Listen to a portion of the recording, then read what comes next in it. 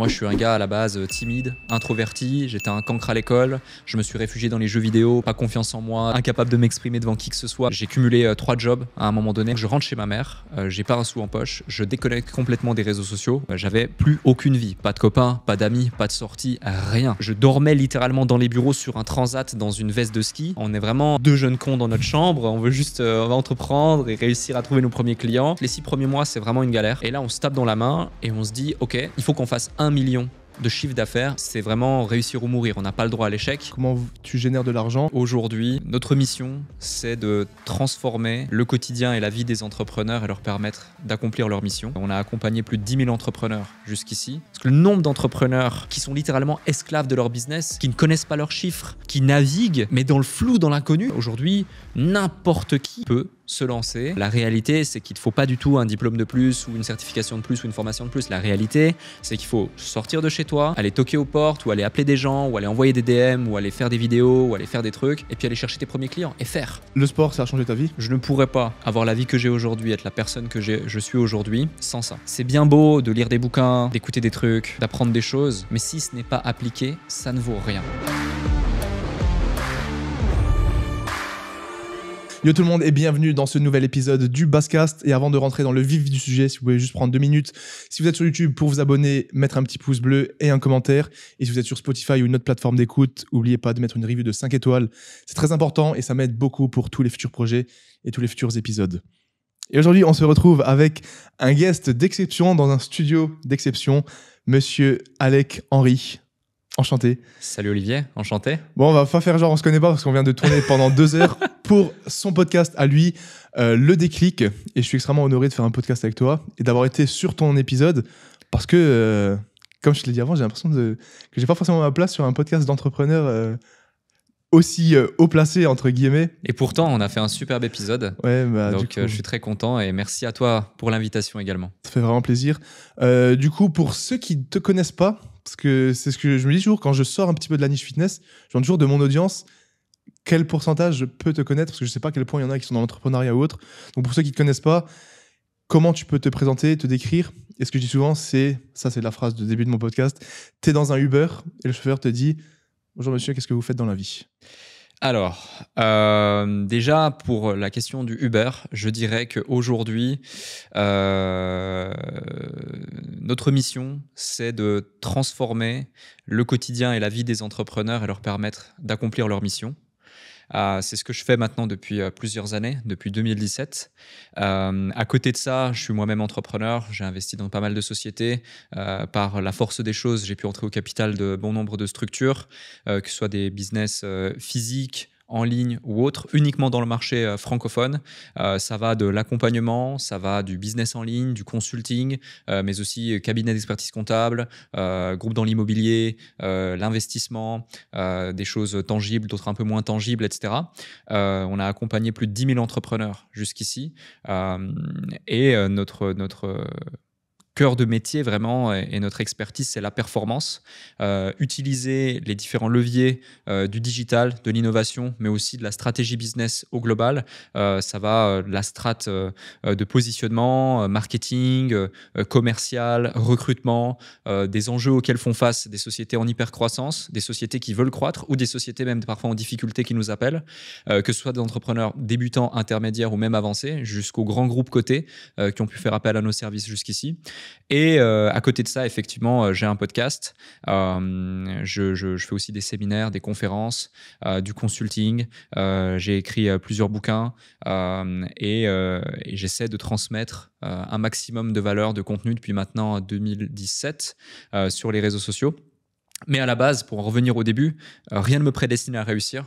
Moi, je suis un gars à la base timide, introverti, j'étais un cancre à l'école, je me suis réfugié dans les jeux vidéo pendant 10-15 ans. J'ai cumulé 3 jobs à un moment donné, après mon service militaire et après une grosse remise en question, après avoir fait quelques expériences entrepreneuriales il y a de ça 10-12 ans. Donc j'ai commencé plus sérieusement l'entrepreneuriat il y a de ça 10 ans. Et puis surtout, il y a de ça, pas que je te dise de bêtises, 8 ans. 7-8 ans de manière vraiment très sérieuse et structurée.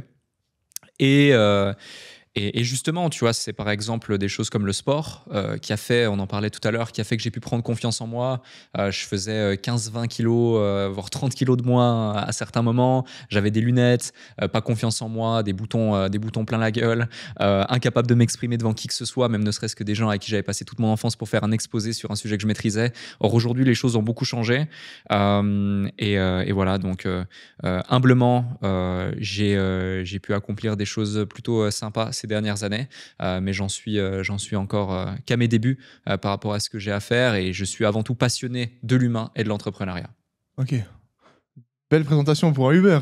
D'habitude, des gens ils me disent si c'est un Uber, je vais être Trek, bref. Ok, Ouais. bah hyper intéressant. Là, c'était une course Ça de dépend. Place Vendôme à Gare du Nord, tu vois. Ouais, il y a beaucoup de choses à aborder. Du coup, comme je l'ai dit avant, on va essayer d'aborder un petit peu toute la partie entrepreneuriat, ce que tu fais concrètement et réellement, et bah, profiter que tu sois là pour nos auditeurs, pour avoir tous tes conseils pour avoir un consulting gratuit, on va dire. Ok, Si t'es chaud, si ça te avec dérange pas. plaisir. Du coup, pour revenir et remettre un petit peu de contexte, t'as quel âge aujourd'hui? J'ai 28 ans, Ok, donc t'es de 96. 95, Ah, comme moi, du coup. ouais, 18 avril. Ah, ok, énorme. Parce que c'est vrai que je t'ai même pas demandé ton âge. Ouais. Ok, donc t'as commencé l'entrepreneuriat à 8 ans. À 18 ans. Ah, ok, à 18 Ouais, ans. à 18 ans. Donc à 18 ans, si tu veux, je commence un petit peu à m'intéresser à l'entrepreneuriat et m'éveiller à l'entrepreneuriat, au développement personnel, au sport, etc. Grâce notamment, entre autres, au marketing de réseau d'un côté et à la bourse de l'autre. Je me rends vite compte que d'un côté, je vais avoir des limites et de l'autre aussi. Donc les limites liées à mon réseau que je n'avais pas, et puis à mes fonds que je n'avais pas. Du coup, il faut trouver des solutions. Donc tâtonnement, j'écoute des ressources, je lis 2-3 bouquins, mais je suis pas un grand lecteur. Les ressources à l'époque, je parlais pas anglais. Il y avait peu de personnes qui, comme toi, comme moi, comme d'autres, essaient de délivrer de la valeur sur Internet. Donc c'était assez compliqué pour moi de trouver des informations. J'avais pas d'argent du tout, donc je pouvais pas non plus m'offrir des formations ou autres, et c'était beaucoup moins populaire à l'époque. Et puis du coup, durant une phase de 4 ans, donc de mes 18 ans à mes 22 ans, tu as une grande traversée du désert, mais en même temps, je fais plein de choses. Si tu veux, je suis comme toi un homme de terrain, je suis pas un homme de théorie. Je passe à l'action massivement, je fais plein d'erreurs, et puis au fur et à mesure, du coup, j'apprends, j'acquiers des compétences, et du coup, je fais mon service militaire durant ces 4 ans. Après, en Suisse, effectivement, parce que j'ai grandi là-bas, et là-bas, c'est obligatoire. Ensuite de quoi, je vais avoir 2-3 expériences entrepreneuriales. Je vais refuser une offre là où j'avais fait ma formation professionnelle. Je fais cette expérience entrepreneuriale. Pour différentes raisons, ça se passe mal. Un conflit d'associés entre les 2 associés fondateurs qui m'avaient mandaté dans le cadre de cette opportunité, qui était mon premier consulting. Et du coup, je me dis, OK, maintenant, je veux construire quelque chose où je suis maître de mes décisions, maître de mon avenir, et je veux pas être tributaire de mon monde extérieur, mais vraiment mon monde intérieur. Et donc, je rentre chez ma mère, j'ai pas un sou en poche, je déconnecte complètement des réseaux sociaux, au point même où, durant cette période, les gens demandaient à ma mère, quand ils la croisaient en train de faire les commissions, si j'étais encore vivant, si s'était pas passé quelque chose, tu vois. J'avais plus aucune vie, pas de copains, pas d'amis, pas de sorties, rien. J'étais focus en mode monk mode, comme on dit souvent maintenant. J'ai cumulé 3 jobs. J'étais ouvrier à l'usine le jour, donc c'était pas un job facile, hein. Je vissais des bouteilles de gaz toute la journée dans un groupe qui s'appelle Air Liquide en oxygène liquide. Donc j'étais en tenue de ski toute l'année, en train de faire ça 8 heures par jour, matin, midi, soir. Et puis la nuit, j'étais agent de sécurité dans une usine, et le week-end, et arbitre de foot le week-end lorsqu'il me restait quelques heures. Et tout le reste, j'essayais soit de dormir, soit d'acquérir des compétences, et je voulais coffrer un maximum d'argent pour pouvoir lancer mon entreprise. À ce moment-là, je savais pas encore quel type d'entreprise j'allais lancer, mais je savais que c'était l'entrepreneuriat qui m'attirait. Pourquoi ? Parce que j'étais pas en quête de richesse ou d'argent. Moi, j'ai toujours voulu... En fait, j'ai jamais voulu être riche, j'ai jamais voulu faire d'argent ou autre. C'est pas ça mon moteur. Mon moteur, ça a toujours été, ce sera toujours la liberté. Et aujourd'hui, ce que je cherche à permettre aux gens d'acquérir lorsque j'interviens en séminaire ou je fais des choses, c'est vraiment leur permettre d'acquérir une certaine liberté. C'est pour ça qu'encore une fois, je fais que de te parler de délégation, de structuration quand on parle tous les deux business. C'est parce que je vois le potentiel que tu as, mais je vois surtout qu'il n'est pas limité par des éléments extérieurs à la délégation et la structuration. Ouais. Du coup, ouais, voilà un petit peu pour te compter le commencement. Ok. Et du coup, tu n'as pas eu de parcours scolaire à proprement parler? Alors, si, je suis allé à l'école. Je veux dire, après les 18 ans, post-bac, etc. En fait, si tu veux, en Suisse, alors je sais pas comment c'est en France exactement, je suis franco-suisse, mais j'ai jamais j'ai jamais demandé ma nationalité française. Mon père était français, région parisienne, et j'ai beaucoup été en région parisienne et dans le sud de la France, mais j'ai toujours grandi en Suisse, été en Suisse, fait mes études en Suisse, mes sociétés en Suisse, bref. Et en Suisse, à ce moment-là, maintenant je sais que ça a changé, mais tu avais 4 catégories, pardon, lorsque tu étais à l'école. Tu avais VSB, donc c'est voie baccalauréat, VSG, c'est voie générale, VSO, c'est voie option, et puis développement. Donc B, c'est tu vas à l'université, G, c'est tu vas faire un job qui est plutôt cool, option, c'est vraiment travaux manuels, t'as pas été bon du tout, et voilà. Et puis développement, c'est tu arrives en Suisse, tu sais pratiquement ni lire ni écrire. Et moi, j'étais un cancre à l'école. Pourtant, quand je veux vraiment, j'ai des capacités intellectuelles et je peux me donner les moyens, mais je savais pas pourquoi. Et dès lors que ce que je fais n'a pas de sens, je ne le fais pas. Par contre, dès lors que ça en a, je le fais à 100%. Et ça, c'est vraiment ancré dans mon ADN. Et lorsque j'étais à l'école, si tu veux, je ne comprenais pas pourquoi on m'imposait d'apprendre les règles de Pythagore, la frontière entre ça et machin, la date de ça qui se passe dans l'histoire, la géographie, l'allemand et je ne sais quoi. Du coup, j'étais juste mauvais, quoi. Je faisais des mauvaises notes, tous mes profs me taillaient, tu vas te saper tout seul, tu vas briser ton avenir. Donc moi, j'étais vraiment à la limite de ceux qui étaient en développement et qui savaient ni lire ni écrire, quoi. J'étais en VSO. Donc à ce moment-là, quand tu arrives à la fin de ta scolarité et que tu ne sais pas quoi faire et que tu ne peux pas continuer les études, on te dit, gros, qu'est-ce que tu veux faire? Donc je me retrouve à l'usine, tout simplement. Je fais plusieurs stages. J'ai fait menuisier, charpentier, électricien, maçon. Puis j'aimais pas trop le travail d'extérieur. Je suis un peu frileux. Du coup, je me suis dit, je vais aller trouver une planque dans une usine de carton où il y avait un taux d'humidité assez élevé. Il faisait bon chaud toute l'année. Donc ça m'allait bien. J'étais en t-shirt. Mais voilà, c'est pas forcément quelque chose qui me stimulait plus qu'autre chose. En revanche, lorsque je suis entré dans le monde professionnel, dans la vie professionnelle, et que j'ai fait ça pendant 4 ans, cette formation, j'avais un jour de cours par semaine et tout le reste, j'étais en usine. Ça a donné un sens à mon quotidien parce que j'avais eu 2 choses. La première, prise de conscience du fait que maintenant, tu es un adulte et c'est toi qui es maître de la suite de ta vie. Et si tu veux grader, monter et avoir une vie un petit peu meilleure, donne-toi les moyens. Et deuxième, c'est la première fois de ma vie que j'avais un semblant et un sentiment de reconnaissance. C'est-à-dire que moi, j'étais plutôt quelqu'un de timide, introverti, comme je t'ai dit, mais tu vois, mon père est parti quand j'avais 2 ans. C'est-à-dire qu'il a préféré faire autre chose de sa vie que de rester avec ma mère pour élever son enfant. Je le voyais, mais très très peu. Ensuite, il est décédé bien plus tard, mais j'avais très peu de lien avec lui. Avec ma mère, c'était assez compliqué, même si elle a donné son maximum. C'était une relation très fusionnelle, mais très conflictuelle aussi. Du coup, voilà. Et à l'école, j'étais une grosse victime, littéralement. J'avais pas d'amis, j'avais pas de copains, j'avais pas de copines, et j'étais la victime. Du coup, si tu veux, lorsque j'arrive dans le monde professionnel et que je ressens cette reconnaissance, je me dis waouh. Intéressant, je me sens bien.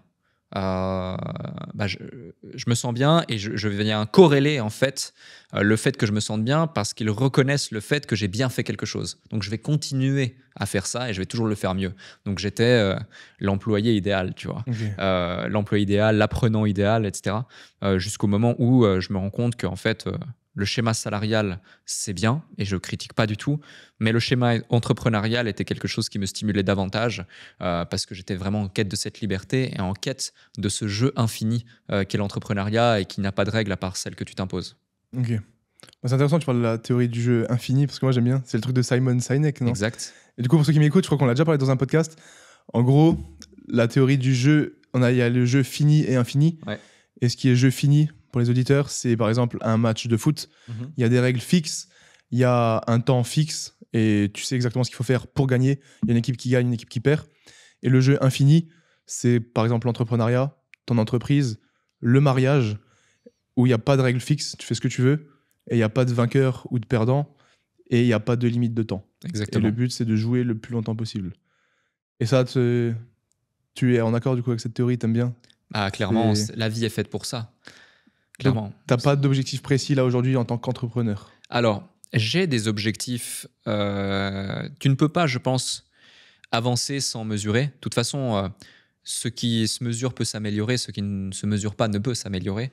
Donc, typiquement, tu as peut-être déjà lu le livre Measure What Matters, qui évoque justement les OKR. Ça, c'est un livre pour toi, justement. Toi qui lis des bouquins, souvent, et qui ne regarde pas ces chiffres, tu dois absolument lire ce bouquin.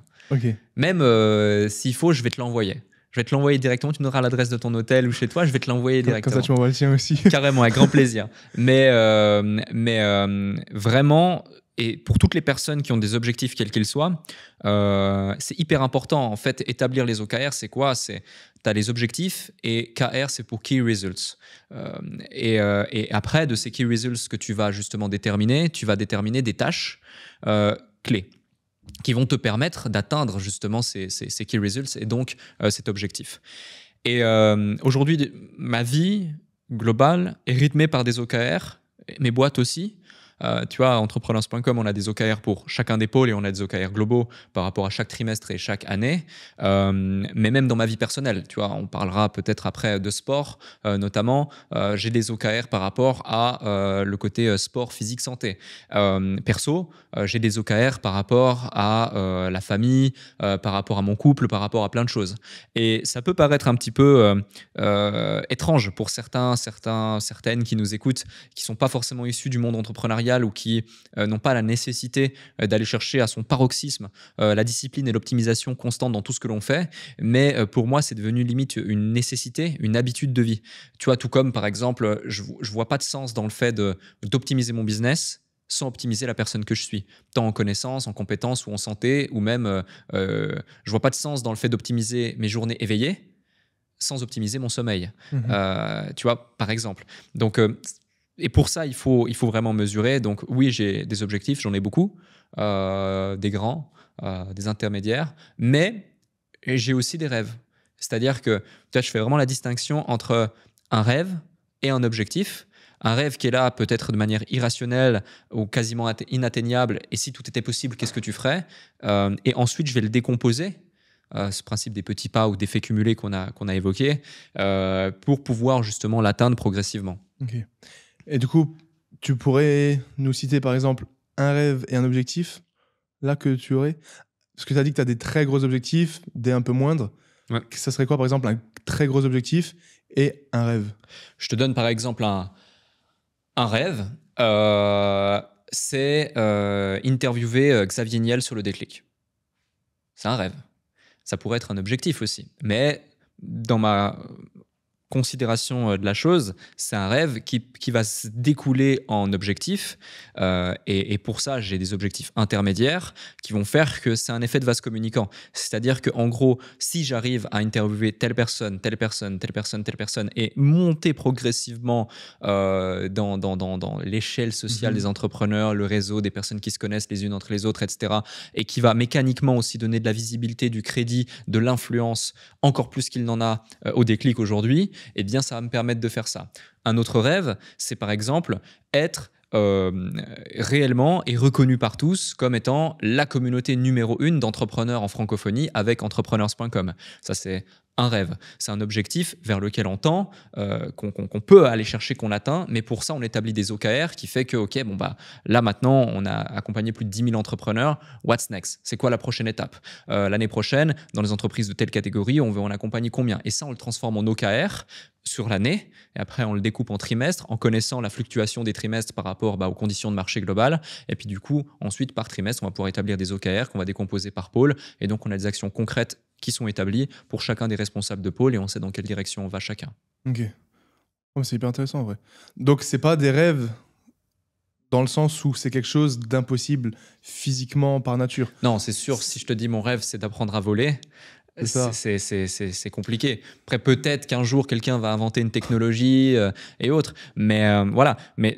Ou par exemple, un autre rêve, pour donner une dimension encore plus huge à cette mention, tu vois, ça serait, selon le niveau dans lequel je me positionnerais, si je te le dis aujourd'hui, c'est pas forcément mon rêve à moi, mais quelqu'un comme moi pourrait l'évoquer sans problème et ça ne me choquerait pas parce que beaucoup de gens, aujourd'hui, pour peut-être justifier leur échec ou une certaine médiocrité non assumée ou je ne sais pas, vont essayer d'éteindre les rêves des gens. Moi, je suis tout l'opposé. Tu me dis tes rêves, jamais je dirais à quelqu'un c'est trop ou redescends ou tu vas pas y arriver. Au contraire, je dirais mais c'est quoi ton plan? Comment tu vas faire? Et si tout était possible, etc. Donc, typiquement, si un jour je te dis, voilà, moi, mon rêve, c'est de trouver la solution pour supprimer le cancer, Eh bien, typiquement, on pourrait se dire, mais qui il est celui-là? Il y a les plus grands médecins, les plus grands entrepreneurs, les plus grands chercheurs, les plus grandes industries qui investissent des milliards dans ça et qui ne trouvent pas la solution à l'heure actuelle. Oui, mais et si c'était possible, tu vois? Et si ce rêve, je lui donne une échelle de 50 ans et que j'établis un plan clair et que dans mon plan clair, il y a par exemple créer une licorne dans telle industrie, faire un exit, la revendre, m'entourer telle ou telle personne, faire ci, faire ça, et qu'on arrive avec la synthèse de différentes technologies et l'avancement de la technologie actuelle et qu'on le décompose sur une projection visionnaire à 20-30 ans, machin. Donc, tout ça, tout ce que je t'évoque, je le sors de mon esprit comme ça. Mais c'est pour te montrer justement que quel que soit le rêve, finalement, à partir du moment où il est un tant soit peu tangible et concret, on peut établir un plan potentiellement. Et toute personne qui va te dire le contraire, pour moi, c'est pas forcément ni bienveillant, ni aidant, quoi. Ouais. Et c'est intéressant, du coup, tu parlais des OKR et tu as bien établi le fait que tu as l'objectif long terme, le rêve ou le gros objectif. Ensuite, tu vas mettre les OKR pour mesurer à l'année les fluctuations en fonction du marché dans lequel tu te trouves, la niche, etc. Ensuite, au mois, mensuellement, à la semaine. Ouais. Et ça rejoint beaucoup ce que je lis, ce que je conseille, ce que je ne fais pas, où tu vas te d'établir, OK, qu'est-ce que je veux? 1 million d'abonnés, 1 million de chiffre d'affaires ou plus 10 kilos de muscles. OK, pour faire ça, c'est-à-dire que tous les mois, je dois faire 100 000 ou peu importe. Pour ça, c'est-à-dire que toutes les semaines, je dois poster un post par jour ou écrire 10 lignes. Et tu penses quoi de l'importance de faire cette espèce... C'est pas une to-do list, mais c'est vraiment un gros plan de ton objectif et ensuite le diviser par année, par trimestre, par mois, par semaine. Et parce que je pense qu'il y a plein de gens qui le font pas. Ouais. Et à quel point pour toi c'est important de faire en gros et ensuite diviser en plein de petites tâches pour accomplir, être plus optimal, plus productif, etc. C'est capital. Ok. C'est vraiment capital. Tu peux pas... Pendant longtemps, je l'ai minimisé ou je l'ai fait que partiellement ou même un temps, je ne l'ai pas fait. Aujourd'hui, c'est carrément devenu une valeur dans nos entreprises. Et tu vois, quand je te dis je le fais, c'est pas juste je le fais. Je le fais pour moi, personnellement. Je le fais pour entrepreneurs.com. Je le fais pour d'autres choses. Et tu vois, aujourd'hui, entrepreneurs.com, ça reste mon focus. Donc, j'en parle. Mais par exemple... J'ai donc un directeur des opérations, un responsable produit global et d'autres responsables produits pour chaque produit. On a un head of sales, on a un CMO, on a un responsable admin et dessus il y a différentes personnes qui justement gèrent, que ce soit communication, montage, etc. Chacun des pôles et chacun des individus ont justement des OKR qui sont établis. C'est-à-dire que ça fait partie de la culture d'entreprise aujourd'hui. C'est-à-dire qu'on ne va pas juste impulser un OKR annuel ou trimestriel par rapport à des choses, mais ensuite on va décomposer chacun des éléments et se dire, OK, se challenger dans nos team building ou dans nos échanges ou nos réunions et se dire, OK, si notre OKR de cette année, c'est par exemple rentrer 500 entrepreneurs et les aider avec tel produit, etc. Donc, quel est l'OKR qui doit être établi au marketing pour avoir suffisamment de visibilité, de leads, de deal flow pour pouvoir mener à bien cet objectif? Du coup, en corrélation, quel est l'OKR au pôle vente pour pouvoir convertir ces deals qui sont amenés par le marketing pour pouvoir mener à bien ça et gérer ça? Quel est l'OKR lié au côté admin par rapport à la finance pour anticiper notre BFR, anticiper les différents moments, anticiper la ressource humaine qu'il va falloir recruter pour absorber, être en capacité d'absorber, gérer le flux, etc. Le turnover aussi. Et puis du coup, delivery, le produit, qu'est-ce qu'on va devoir établir en termes d'OKR pour pouvoir garantir cette capacité à croître tout en garantissant notre capacité à délivrer un produit de qualité et maintenir ce taux de satisfaction qu'on a et qu'on a toujours eu. Et ça, c'est extrêmement important. C'est que les gens, souvent, dans l'entrepreneuriat et même dans la vie, lorsqu'ils vont avoir des objectifs, ils vont souvent réagir. Tu vois, ce principe de réaction où tu dois éteindre des feux. Et c'est pour ça que je te posais cette question. Est-ce que tu es plutôt dans la planification ou dans la réaction et t'éteins des feux sous l'urgence? Et en fait, j'ai remarqué un truc, c'est que tu ne peux pas exploiter le plein potentiel de ta croissance si tu n'anticipes pas et tu es tout le temps en train d'éteindre des feux. L'hypercroissance va créer du chaos et tu devras éteindre des feux à un moment, c'est inévitable. Mais si par contre, tu as quand même 80% de ton deal flow et ta journey qui est anticipée, où tu as de la visibilité et ça fait partie du plan, et même le chaos fait partie du plan, et que du coup 20% du temps, ouais, c'est du chaos et tu en as conscience, mais tu étais préparé pour ça et tu as prévu justement du temps pour ça, tu as prévu du cash pour ça, tu as prévu des humains pour ça, et du coup tu éteins des feux, mais c'est aidant, c'est bénéfique, ça fait partie du process, c'est OK. Donc, ouais, c'est capital. Ok. Et du coup, est-ce que tu penses qu'on peut prévoir l'inattendu? Et si oui, à quel degré d'inattendu on peut éventuellement prévoir un plan d'action? Ou est-ce qu'il y a trop de facteurs qui sont du coup la définition de l'imprévu et il faut quand même de la réaction? C'est difficile de prévoir l'inattendu, quand même. Quasi impossible, à part avec un très haut niveau de maîtrise ou avec du conseil de gens qui justement ont déjà fait ce parcours, de la prévoyance, etc. Donc c'est un peu notre métier justement, l'accompagnement, donc c'est pour ça que j'en parle comme ça, parce que je l'ai déjà vu. Mais la clé, que tu sois ou pas accompagné, c'est de mettre en place des seuils de tolérance. Comme ça au moins tu sais, tu vois, typiquement, si ton agenda il est plein, complet à 100%, tu n'as pas de place pour l'imprévu et l'inattendu. Par contre, si tu le remplis à 80%, 90%, tu as quand même une petite zone tampon où tu vas pouvoir gérer, dealer, négocier avec l'inattendu sans pour autant créer un stress et sans pour autant dégrader des choses que tu devrais faire et bien faire. Donc ça, c'est hyper important. Il y a le fait aussi de monter en permanence en compétences. Typiquement, qu'est-ce qui fait que tu fais cette tâche et pas celle-ci? Si vraiment il est capital que tu fasses celle-ci, comment tu fais pour la faire mieux et plus vite?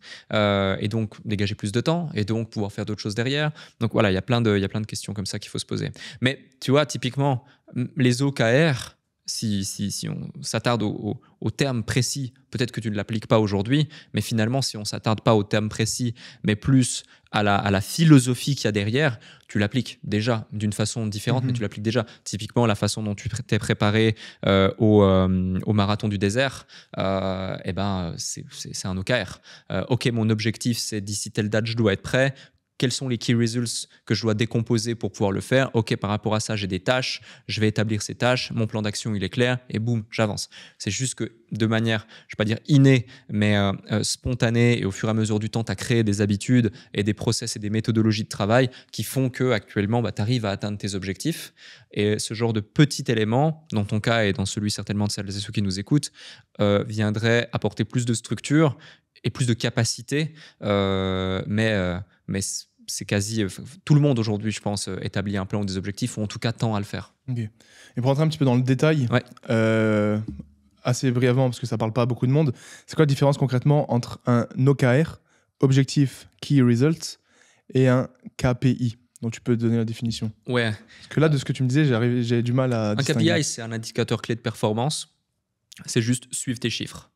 En fait, les KPI vont te permettre de savoir si tu es dans la bonne voie quant à ta capacité et où tu en es à atteindre tes objectifs.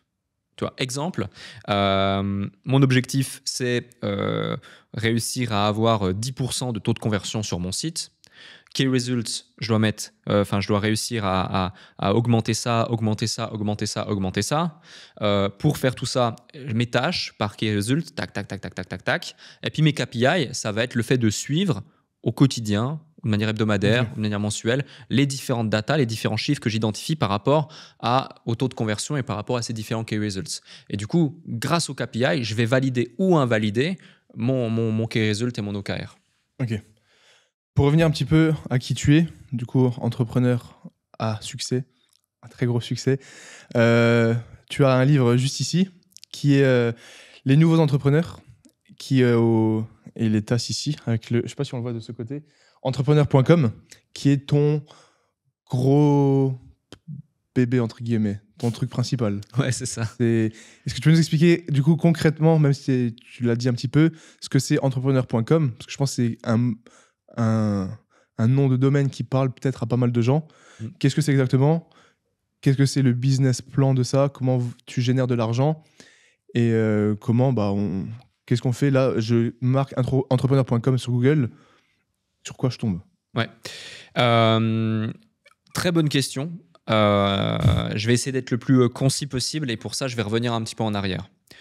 En 2017, je crée du coup officiellement ma première entreprise qui est une agence de marketing digital basée en Suisse.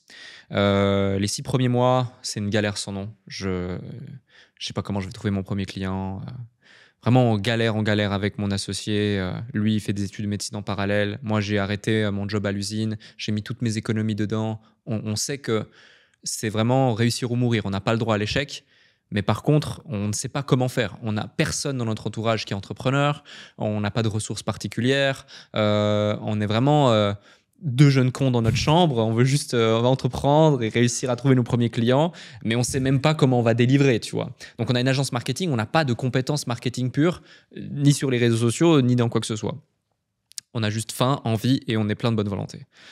Du coup, 6 mois plus tard, donc je lance en juillet, et 6 mois plus tard, on arrive à avoir un premier client que je vais démarcher en one-to-one vers novembre, décembre, quelque chose comme ça, qui est encore aujourd'hui un très bon ami, qui a explosé à plusieurs reprises. On a retravaillé ensemble, etc. J'ai même fait un reportage sur lui.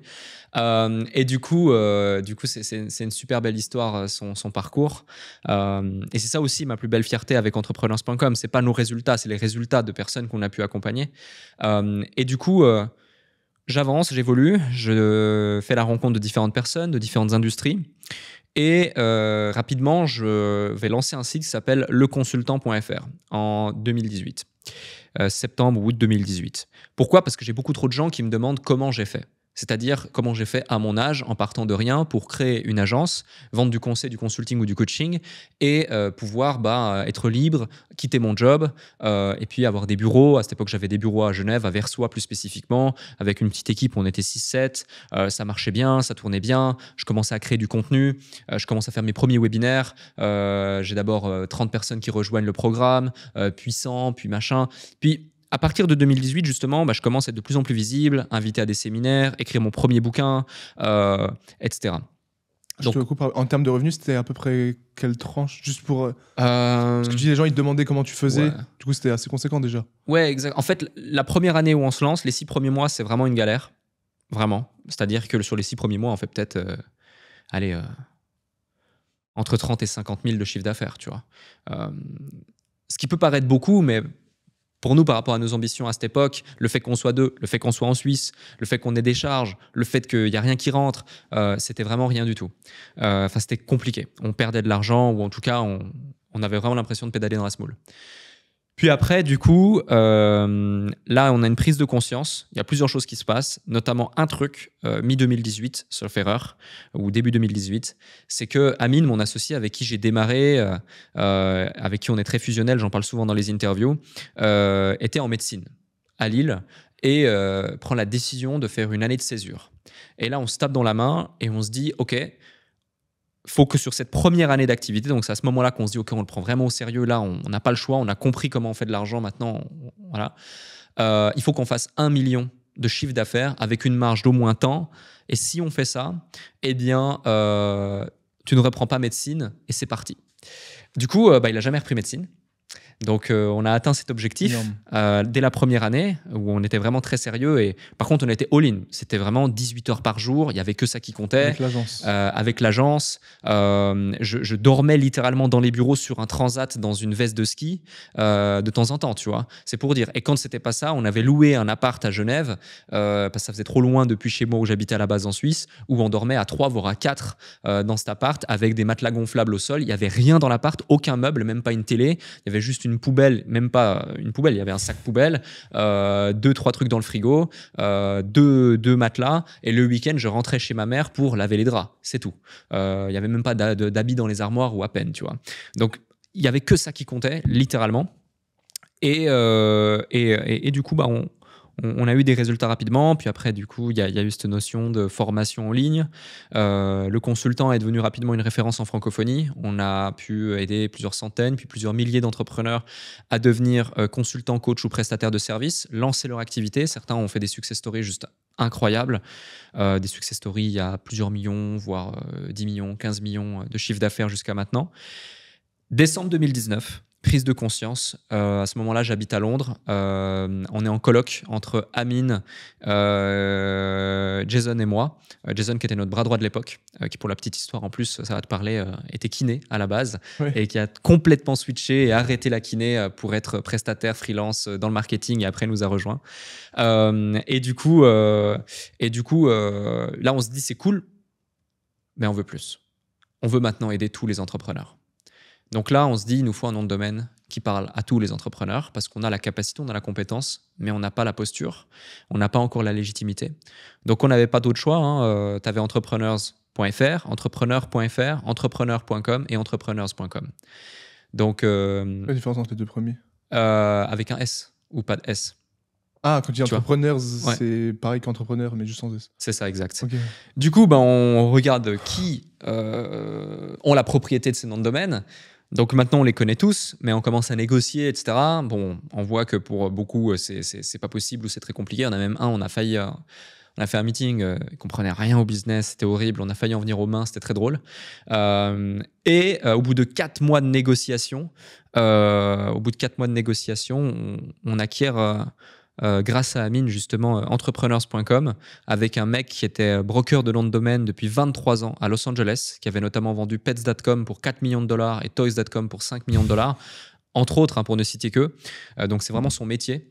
Et il savait qu'il gardait ce nom de domaine au chaud parce qu'il savait que ça valait de l'argent. Donc, la première fois qu'il nous donne le montant... on a cru que c'était un numéro de sécurité sociale. On est tombé un peu de notre chaise et puis après, à force de négociations et autres, on a réussi à trouver un terrain d'entente qui était pertinent. Et avril 2020, donc on lance entrepreneurs.com. Et depuis, on a fait beaucoup de choses. D'abord, on aidait aussi les débutants. Aujourd'hui, on a fait le choix de ne plus forcément aider directement les débutants avec des formations en ligne. Pourquoi ? Parce que les formations en ligne, malheureusement, les chiffres sont ceux qui sont. Seulement 3 à 5% des gens qui achètent des formations en ligne ont des résultats. Ce n'est pas la faute du formateur, c'est aussi la faute de l'encadrement, du commitment et du fait qu'il y a des gens qui, malheureusement, achètent une formation comme ils achètent un programme sportif et ne vont pas le suivre. Par conséquent, on avait arrêté un moment, on a même arrêté à un moment donné entrepreneur.com pendant 1 an et demi parce que j'étais plus aligné avec le fait de m'adresser à un marché qui n'avait pas conscience de la valeur qu'on lui délivrait et du coup, j'étais plus aligné avec le fait de vendre un produit qui ne donnait pas les résultats que je voulais qu'il donne. Et quand je suis revenu, j'ai fait 2 choses. La première, que de l'accompagnement. Donc aujourd'hui, on aide des débutants jusqu'à des entreprises avancées. Donc en gros, si tu fais 0 € de chiffre d'affaires jusqu'à 10 000 € de chiffre d'affaires, on a un premier produit pour toi où sur 6 mois, on t'encadre, on t'accompagne et puis tout est structuré de A jusqu'à Z, quelle que soit la problématique à laquelle tu fais face. Et c'est que du coaching individuel, du coaching groupé, du mastermind et des ressources et plug and play. Tu as juste à appliquer ce qu'on te donne et puis ça déroule. Si tu fais 10 à 30 000 € de chiffre d'affaires par mois, on a un autre produit. 30 à 80 000 € de chiffre d'affaires par mois, on a un autre produit. Et entre 50 et 500 000 € de chiffre d'affaires par mois, on a aussi un autre produit. Donc, c'est des niveaux d'intensité, des durées et des intervenants et des experts mobilisés qui sont complètement différents. Mais aujourd'hui, notre quotidien et notre mission, c'est vraiment de transformer le quotidien et la vie des entrepreneurs et de leur permettre d'accomplir leur mission de la façon la plus simple possible, qu'ils soient en hyper-croissance, voire même parfois qu'ils soient en difficulté, voire même parfois qu'ils soient en stagnation, péter leur plafond de verre, mettre en place des systèmes et leur permettre de ne plus être esclaves de leur business. Parce que le nombre d'entrepreneurs que j'ai accompagnés, que ce soit dans des business en ligne ou même des business type paysagistes ou dans l'immobilier, c'est pour dire, tu vois, le large panel, coiffeur, barbeur, peu importe, qui sont littéralement esclaves de leur business, qui n'ont pas conscience de la valeur de leur temps, de la délégation, qui ne connaissent pas leurs chiffres, leurs KPI par exemple, en fait qui naviguent mais dans le flou, dans l'inconnu, tu vois, et qui du coup n'ont pas conscience du champ des possibles, qui ne savent pas recruter. Ils savent qu'il faut recruter, mais ils ne savent pas recruter, ils ont peur, ils ont vécu une mauvaise expérience et du coup ils se disent « Oh non, le recrutement, c'est pas pour moi, jamais plus ».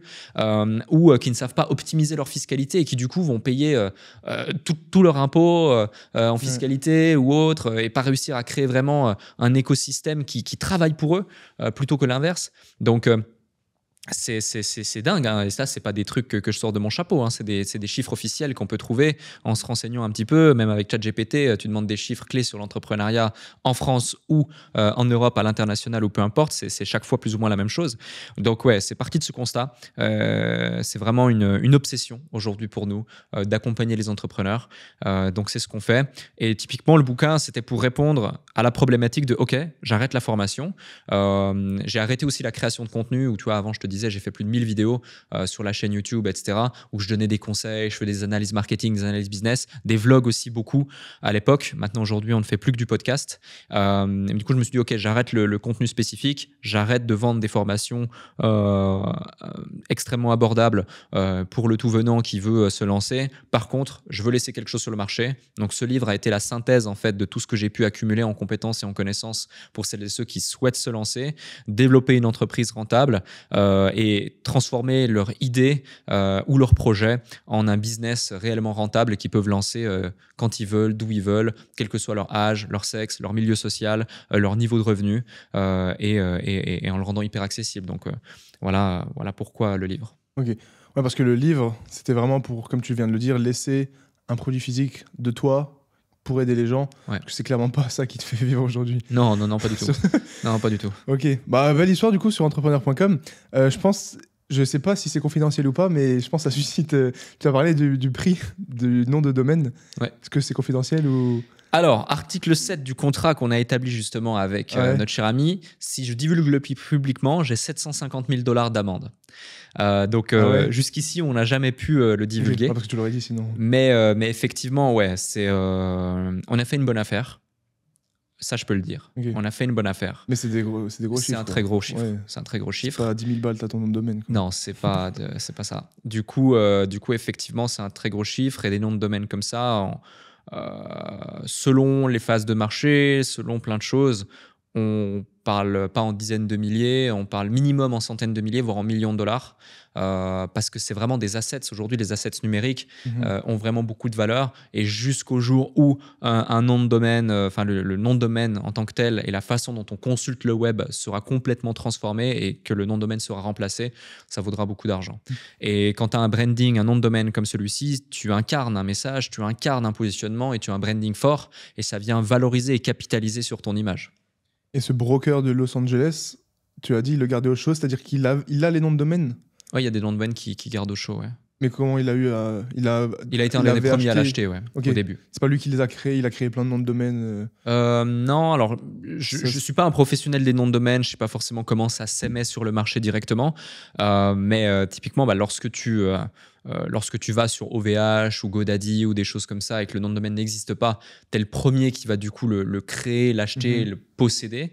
Et ensuite, soit tu ne vas pas renouveler la licence liée au nom de domaine et il va retourner libre et il n'appartient à personne, et quelqu'un d'autre, une fois que tout aura été nettoyé, va pouvoir le racheter, ou soit tu vas devoir changer de propriétaire. Donc là, en l'occurrence, lui, il a été la personne qui, et bien sûr un hébergeur de nom de domaine, a été le premier à le générer, à le créer. Et puis du coup, après, il l'a gardé au chaud, il l'a vendu. Ok, c'est un beau business. Ouais, très beau business. Et du coup, c'est quoi le process? Parce qu'il y avait toi, Amine, et il y avait Jason aussi, vous étiez 3 ou 2? C'est toi et Amine surtout? Alors, on était 2 associés, okay, et lui était notre bras droit. Ok, et du coup, il y a eu ce process de... On veut changer notre nom de domaine. Il y a entrepreneur.com avec un S qui serait parfait. Ouais. Un prix très élevé. Oui. Et pour vous, à cette époque, c'était aussi... Enfin, ça correspondait à quelque chose de très gros. Beaucoup d'argent. Le montant. Ouais. C'est quoi le process que vous avez eu pour vous dire non, c'est trop cher, c'est pas grave, ou bah oui, c'est ce qu'il nous faut, même si c'est cher, on sait que derrière... C'est quoi les questions que vous vous êtes posées pour vous lancer? En fait, comme je t'ai dit au tout début, ma quête n'est pas le profit. Ma quête n'est pas l'argent. Ma quête initiale, c'était la liberté. Ma quête actuelle, c'est l'impact. Et je savais, et Amine, on est pareil là-dessus, on savait que pour pouvoir avoir un impact, on doit avoir un positionnement fort. Pour pouvoir véhiculer un message fort, on doit avoir justement une image, un branding fort. Et donc, entrepreneurs.com était et est toujours un élément parmi plein d'autres, ça ne fait pas tout, qui nous permettait d'avoir un impact fort. Et je te donne un autre exemple. un des autres éléments, c'est le fait d'avoir dépensé littéralement des millions en publicité et de ne pas compter que sur l'organique. C'est-à-dire que sur Meta, anciennement Facebook Ads, Instagram Ads, tout ça, Google AdWords, YouTube et mots-clés, Taboola, Outbrain, Ligatus, donc du native ads, d'autres régies. À l'époque, il n'y avait pas forcément TikTok, maintenant on y est un petit peu, etc. On a dépensé littéralement des millions, des dizaines de millions d'impressions, générer des centaines de milliers de leads pour pouvoir justement véhiculer notre message, acquérir des clients, créer de la visibilité, etc. Donc c'était rentable, sinon on ne l'aurait pas fait. Mais on aurait pu aussi juste capitaliser sur l'organique et si on cherchait le profit, on n'aurait pas fait ça, tel qu'on l'a fait. Un autre levier d'impact, c'est le fait de créer de l'innovation dans un marché saturé et créer quelque chose que personne n'a jamais créé. Je te donne un exemple. Tu as déjà vu la série Black Mirror ? Ou ça dépend de l'épisode du coup. Mais ouais, oui. Tu vois, il y a un film Black Mirror sur Netflix où tu peux choisir le scénario à un moment donné. Ouais. On a créé ça. Aujourd'hui, tu vois, pour vendre en ligne, tu as des VSL ou tu as des webinaires. La VSL, c'est une vidéo, tu mets ton adresse email et puis après, on te fait un appel à l'action. Le webinaire, c'est tu regardes un truc en live, machin. Donc, on a créé un format hybride de VSL et de webinaire qu'on a tourné comme un film. Donc, comme un film, tu vois, typiquement Matrix, le moment où il prend la pilule rouge ou la pilule bleue et il est dans une salle blanche et il y a tout qui se transforme, etc. On a recréé ça dans un studio à Londres avec notre propre boîte de production qu'on a créée pour l'occasion et aujourd'hui qui est un des leaders en francophonie pour aider les entrepreneurs à se développer. Qui est Numadeo. Et justement, tu as Numadeo, la conception, la création de Numadeo, ça a été pour le film entrepreneurs.com, qui était un film interactif. Donc ça aussi, à ce moment-là, ça n'existait pas. Personne d'ailleurs l'a répliqué en francophonie. Et l'idée sous-jacente là-dedans, c'est certes l'innovation, mais c'est aussi le fait de marquer les esprits. Et c'est aussi le fait de créer une barrière à l'entrée si forte que peu de gens peuvent te copier. Et tu vois, comme le positionnement avec aujourd'hui l'accompagnement chez entrepreneurs.com, on crée une barrière à l'entrée si forte par rapport aux autres sociétés qui font la même chose et qui du coup, on se démarque par la qualité de nos accompagnants parce que si on a des accompagnants de qualité, on a des accompagnements de qualité et donc on a des résultats d'exception et donc on se démarque par le produit et pas par le marketing et la vente, fait qu'on amplifie notre barrière à l'entrée et qu'on fait qu'on va pas juste avoir des gros scores, mais on va avoir des gros scores et durer. Et la leçon sous-jacente là-dedans, c'est qui que vous soyez, quoi que vous fassiez, si vous avez un projet, si vous voulez vous lancer et que vous voulez durer et avoir du résultat, pensez pas juste à avoir un produit exceptionnel ou autre. Pensez à une approche différente et mettez en place des choses pour avoir une barrière à l'entrée qui est telle qu'il est très difficile, voire impossible, de vous copier et de vous déloger. Par quoi elle peut se définir, cette barrière à l'entrée, par exemple, en fonction des produits ? Ça peut être une barrière... Alors, ça peut être le prix, ça peut être la qualité, ça peut être l'intensité, ça peut être une barrière technologique, ça peut être une barrière de compétences, ça peut être des ressources humaines ou des ressources délivrées. Ça peut être, typiquement, tu vois, à un moment donné, j'étais au Capital, on a créé avec 5 autres associés un cabinet d'expertise comptable. Donc, à un moment donné, quand tu entrais chez entrepreneurs.com, on t'offrait la création de ta société, on t'offrait des mois de comptabilité et en plus, on te garantissait, c'est pour ça que je t'avais posé cette question tout à l'heure, le fait que, vu que selon la typologie de business qu'on avait, on savait vers qui les orienter, on t'offrait le fait que tu n'avais plus de soucis et que ton comptable comprenait et connaissait ton métier et ton quotidien. Tu vois, pour tous les mecs qui faisaient du business en ligne ou autre, ils n'avaient plus besoin de se dire « est-ce que mon comptable va vraiment comprendre ce que je fais et bien me conseiller ?» On avait annihilé cette problématique. Et du coup, la barrière à l'entrée, il fallait quand même trouver un expert comptable, profession réglementée, être validé par l'ordre des experts comptables, créer un cabinet d'expertise comptable, être en capacité d'absorber le flux, structurer le business et en plus avoir une structure d'accompagnement pour permettre de faire accompagner le business, etc. etc. Et c'est pour ça que je n'ai pas juste créé une entreprise, mais un écosystème d'entreprise ou un écosystème de partenariat autour de l'entreprise clé qui fait que, 1, ça va améliorer le produit et le service et 2, ça va augmenter la LTV, donc la lifetime value, de chacun des clients qui va rentrer dans l'écosystème. Et en plus de ça, augmenter leur satisfaction. Parce que du coup, au sein du même groupe, ils ont établi une relation de confiance qui est telle qu'ils vont te faire confiance et qu'ils vont continuer à travailler avec toi. Et ouais, c'est vraiment cette notion. Et attention non plus à pas faire ça trop vite, pas faire ça trop fort, parce qu'il faut maîtriser les flux, maîtriser la croissance. Et la confiance, elle met des années à s'établir, elle met quelques minutes à se détruire. Comme ça me fait penser quand on dit dans ton cercle d'amis proches, il faut que tu aies un banquier, un comptable et un entrepreneur ou un truc comme ça. Ça m'a fait penser à ça quand tu as dit l'écosystème. Mm. Mais du coup, tu parlais de la barrière d'entrée. Mais quand tu dis ça, ou peut-être pour ceux qui nous écoutent, un truc qui me vient là, c'est que pour quelqu'un qui se lance, un entrepreneur qui se lance, une société qui se lance, peu importe la niche, c'est compliqué de mettre une grosse barrière d'entrée, que ce soit le prix, l'intensité ou les ressources, parce que tu commences. Ouais. Et de une, admettons, la seule chose que tu peux faire facilement, de guillemets, c'est le prix. Parce que les ressources, il faut les avoir, la compétence, il faut la développer sur des années. Le prix, tu as juste à mettre ton prix. Mais si tu mets un prix avec une haute barrière d'entrée, donc un gros prix élevé par rapport à la concurrence, les gens ils vont te dire, t'es nouveau, t'es qui? Ouais, je te rejoins. La barrière d'entrée la plus précieuse que tu as lorsque tu te lances, c'est toi. C'est-à-dire qu'en gros, déjà, premier point, pour toutes celles et ceux qui nous écoutent et qui se disent « Waouh, il me faut une idée de business, qu'est-ce que je peux faire ?» et qui vont se poser la question pendant 5 mois, 5 semaines 5 ou ans. 5 ans, eh bien, je vous rassure, vous ne trouverez pas l'idée de business comme ça qui vous tombe du ciel. Le mieux, c'est plutôt de se connaître soi-même, d'identifier, moi aussi ça m'avait gêné, je me suis demandé, mais d'identifier justement ce que ça peut, pour celles et ceux qui n'ont pas compris, il faut regarder sur YouTube le podcast. Je crois que c'était une petite bête sur la table, mais c'est le bois qui est cassé. Voilà. Et si vous venez sur YouTube maintenant, mettez le like sous la vidéo. J'ai vu qu'au début, justement, tu disais mettez les 5 étoiles. Moi, j'oublie trop de mettre les 5 étoiles. On me l'a dit et je le fais. Ah, il faut. Si vous ne l'avez pas encore fait, mettez 5 étoiles mettez sur 5 étoiles tout de suite sur Spotify, Apple Podcast, Partout. La Vie, partout. C'est important. Et abonnez-vous au podcast d'Alec, Le Déclic. Et achetez son livre. Et allez surtout écouter l'épisode qu'on a fait ensemble. Si pas déjà fait, c'était une pépite. Du coup, il faut identifier. Il faut vraiment identifier justement c'est quoi ton unicité. Parce que dans le sens où aujourd'hui, va pas te lancer dans un nouveau marché qui n'existe pas. Et c'est pas de réinventer la roue et c'est pas de créer un truc qui n'existe pas. Surtout si tu démarres et surtout si t'as pas forcément de fonds. Regarde, toi par exemple, tu regardais des youtubeurs américains, tu te disais waouh, c'est trop stylé, c'est cool, j'ai envie de faire la même chose, j'ai envie de faire ça, mais tu as créé ton propre univers. T'as pris ce qui fonctionnait, tu l'as appliqué à toi. Et en fait, tu t'es dit, OK, c'est quoi ma différence? C'est quoi le truc? C'est quoi ma signature que je vais pouvoir apporter qui fait que ça reste unique, mais je suis backé par la data du fait que ça fonctionne déjà dans un marché similaire, que ce soit francophone ou outre-mer, peu importe. Et c'est ça qui fait que ça a marché aussi. Et tu as mis derrière, bien sûr, de l'intensité et autres.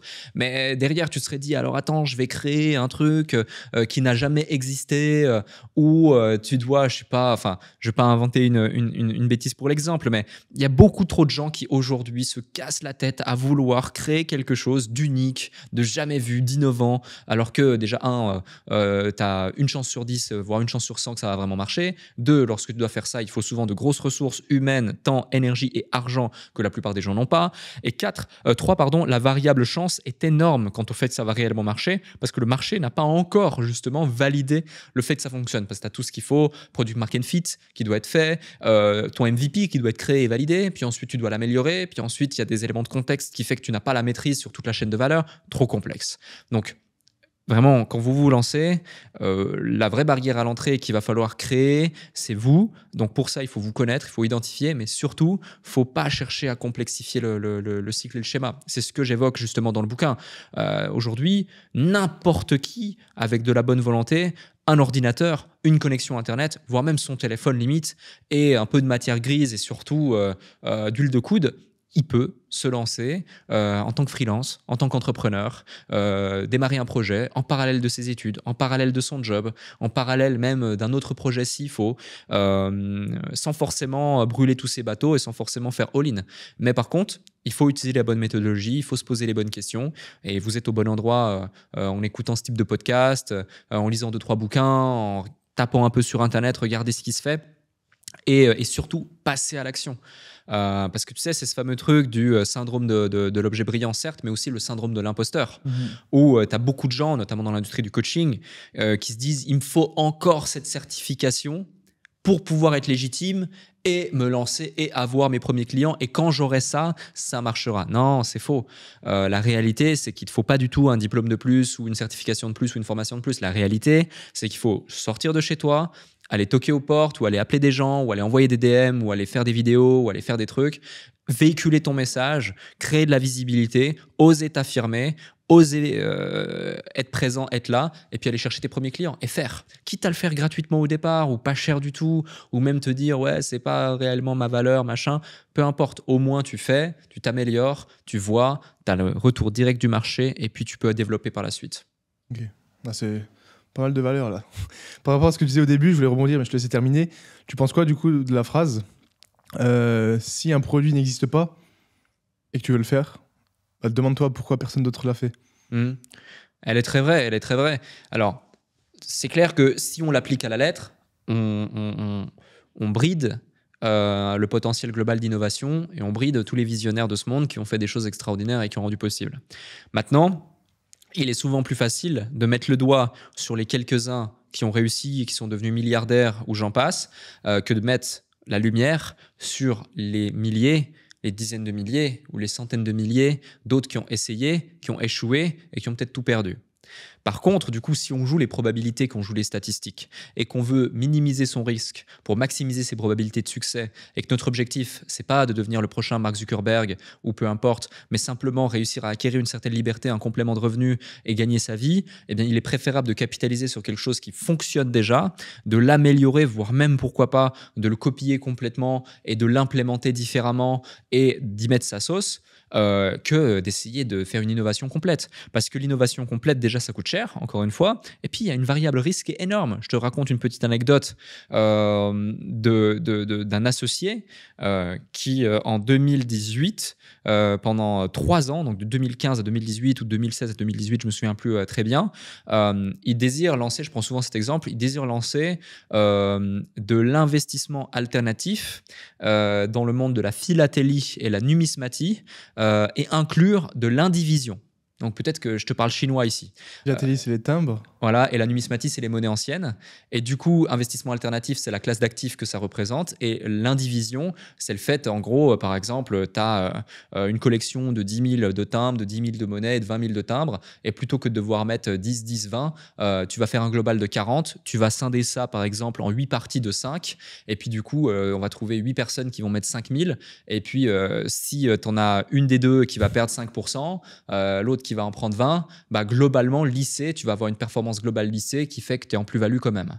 Du coup, il voulait créer ça, sauf qu'à ce moment-là, le marché n'était absolument pas prêt.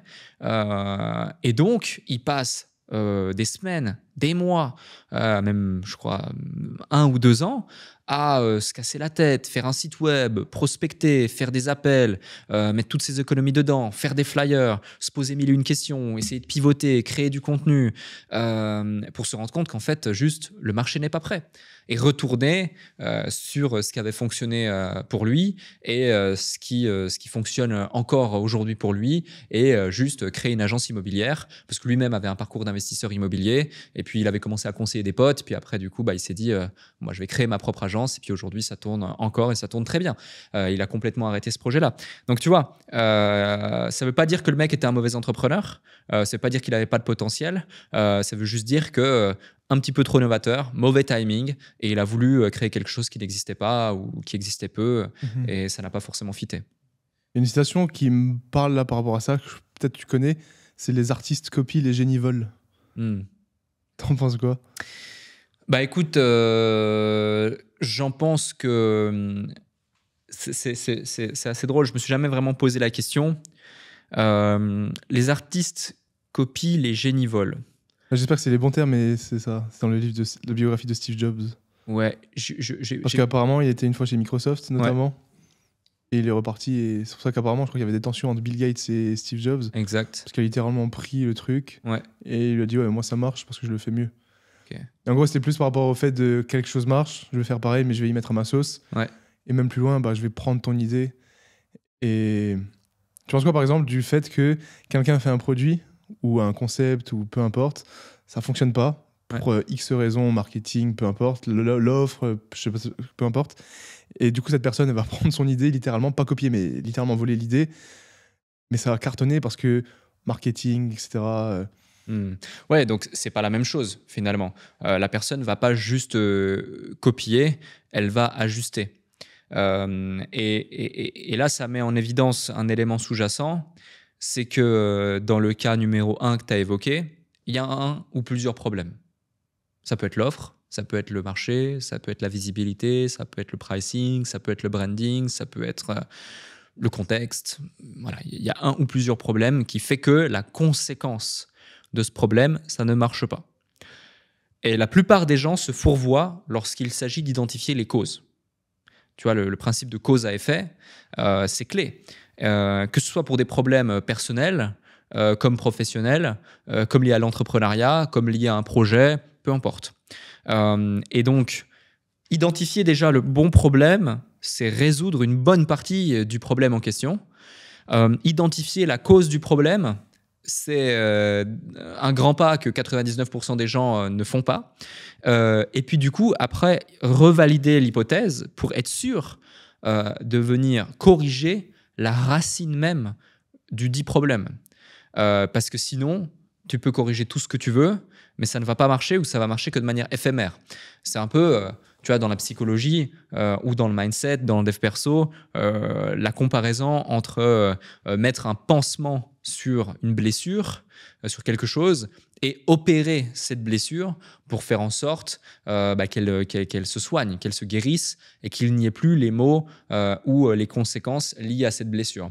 Du coup, la vraie question de se dire, c'est finalement, la personne qui va prendre l'idée, donc celui qui vole, en l'occurrence le génie dans ton exemple, je ne sais pas si c'est la citation exacte, On regardera après. mais on regardera après, ouais, carrément, mais qui vole, finalement pour moi, un, il est malin, deux, certes, c'est peut-être du vol de propriété intellectuelle dans une certaine mesure, mais à partir du moment où il va ajuster toutes les variables qu'il faut ajuster pour pouvoir faire en sorte que cela fonctionne, ou même s'il ajuste aucune variable, mais que simplement par un élément de contexte, un élément de marché ou un élément de timing, ça va fonctionner, il y a du génie là-dedans. Et donc, la question c'est de se dire, est-ce qu'il mérite partiellement ou totalement, ou pas du tout, le succès qui en découle. Après, c'est une question de morale, c'est une question de posture, il y a plein d'autres questions sous-jacentes à se poser là-dessus, mais c'est vrai qu'il y a du génie, donc s'il y a du génie, il y a du mérite, et il y a des leçons à en tirer. J'ai souvent vu que ce soit dans la création de contenu, dans des marques de vêtements, pas par rapport à la mienne, mais deux marques connues qui font plus ou moins les mêmes produits, que ce soit des filles autres qui me disent ouais, ça, ils ont copié de ouf ça, la nouvelle collection, ou même un vlog, ouais, mais il fait pareil, même par rapport au podcast. Et moi, souvent, ma réaction, je sais pas si elle est bonne, je pense que ça dépend vraiment de la vision de la vie, de nos valeurs, etc. Je réponds ouais, mais s'il copie et que ça marche mieux, c'est qu'il le fait mieux. Et que, ok, il a copié, mais au final, tout le monde copie tout le monde. Il n'y a personne qui a réinventé. Tu sais, les podcasts, tout le monde dirait c'est à la mode, tout le monde fait des podcasts. Il y en a plein qui vont peut-être me dire moi, je copie parce que j'interviewe Alec, alors que Alec il était dans un autre podcast juste avant. Et au final, j'ai l'impression que quelle que soit la niche ou l'entreprise, il y a toujours quelqu'un qui va copier, parce qu'au final, les vrais innovateurs, il y en a très peu. Complètement. Et il faut se dire aussi un truc, c'est que, un, il y a de la place pour tout le monde. Et deux, encore une fois, il y a un truc qu'on ne pourra jamais copier, c'est toi. Les gens aujourd'hui, s'ils te suivent, si tu es là depuis des années, plus de 10 ans, s'ils te font confiance, si tu as un tel taux d'engagement, si tu as cette influence et cet impact sur ton marché, ton industrie, pourtant, des mecs qui font des stories dans le domaine du sport, des vidéos, des vlogs, de l'influence, etc., il y en a des dizaines, des centaines, des milliers, il y en aura des dizaines, des centaines, des milliers. Tu étais là il y a 8 ans, tu étais là il y a 5 ans, tu étais là il y a 3 ans, tu es là aujourd'hui, tu seras là dans 3 ans, tu seras là dans 5 ans, tu seras là dans 10 ans, je te le souhaite, avec beaucoup plus de succès encore qu'aujourd'hui. Et voilà. Et du coup, faut se poser la question de pourquoi. Et faut juste faire les choses, en fait. Faut juste faire les choses. Et deux biais qui font que la plupart des entrepreneurs débutants ou même avancés, pour les avancés, ils stagnent, pour les débutants, ils n'arrivent pas à décoller. Ces deux biais qui sont vraiment c'est un terme fort que je vais employer, mais le cancer des entrepreneurs pour moi, c'est un, vouloir aller trop vite, et deux, la vraie cause de ça, c'est se comparer aux autres. Et du coup, moi, je ne sais pas s'il y a des gens qui, par exemple, copient ce qu'on fait ou autre. Je sais qu'il y en a plein qui ont copié plein de choses qu'on a fait. mais j'ai jamais vraiment mal réagi ou autre. Ouais, c'est sûr, c'est ennuyant quand tu as passé des nuits blanches, tu as dépensé énormément d'argent pour pouvoir comprendre un truc et que d'un coup, comme ça, quelqu'un le copie alors qu'il ne sait même pas pourquoi, tu vois. Il se dit juste, oh, ça marche là-bas, donc ça marche chez moi.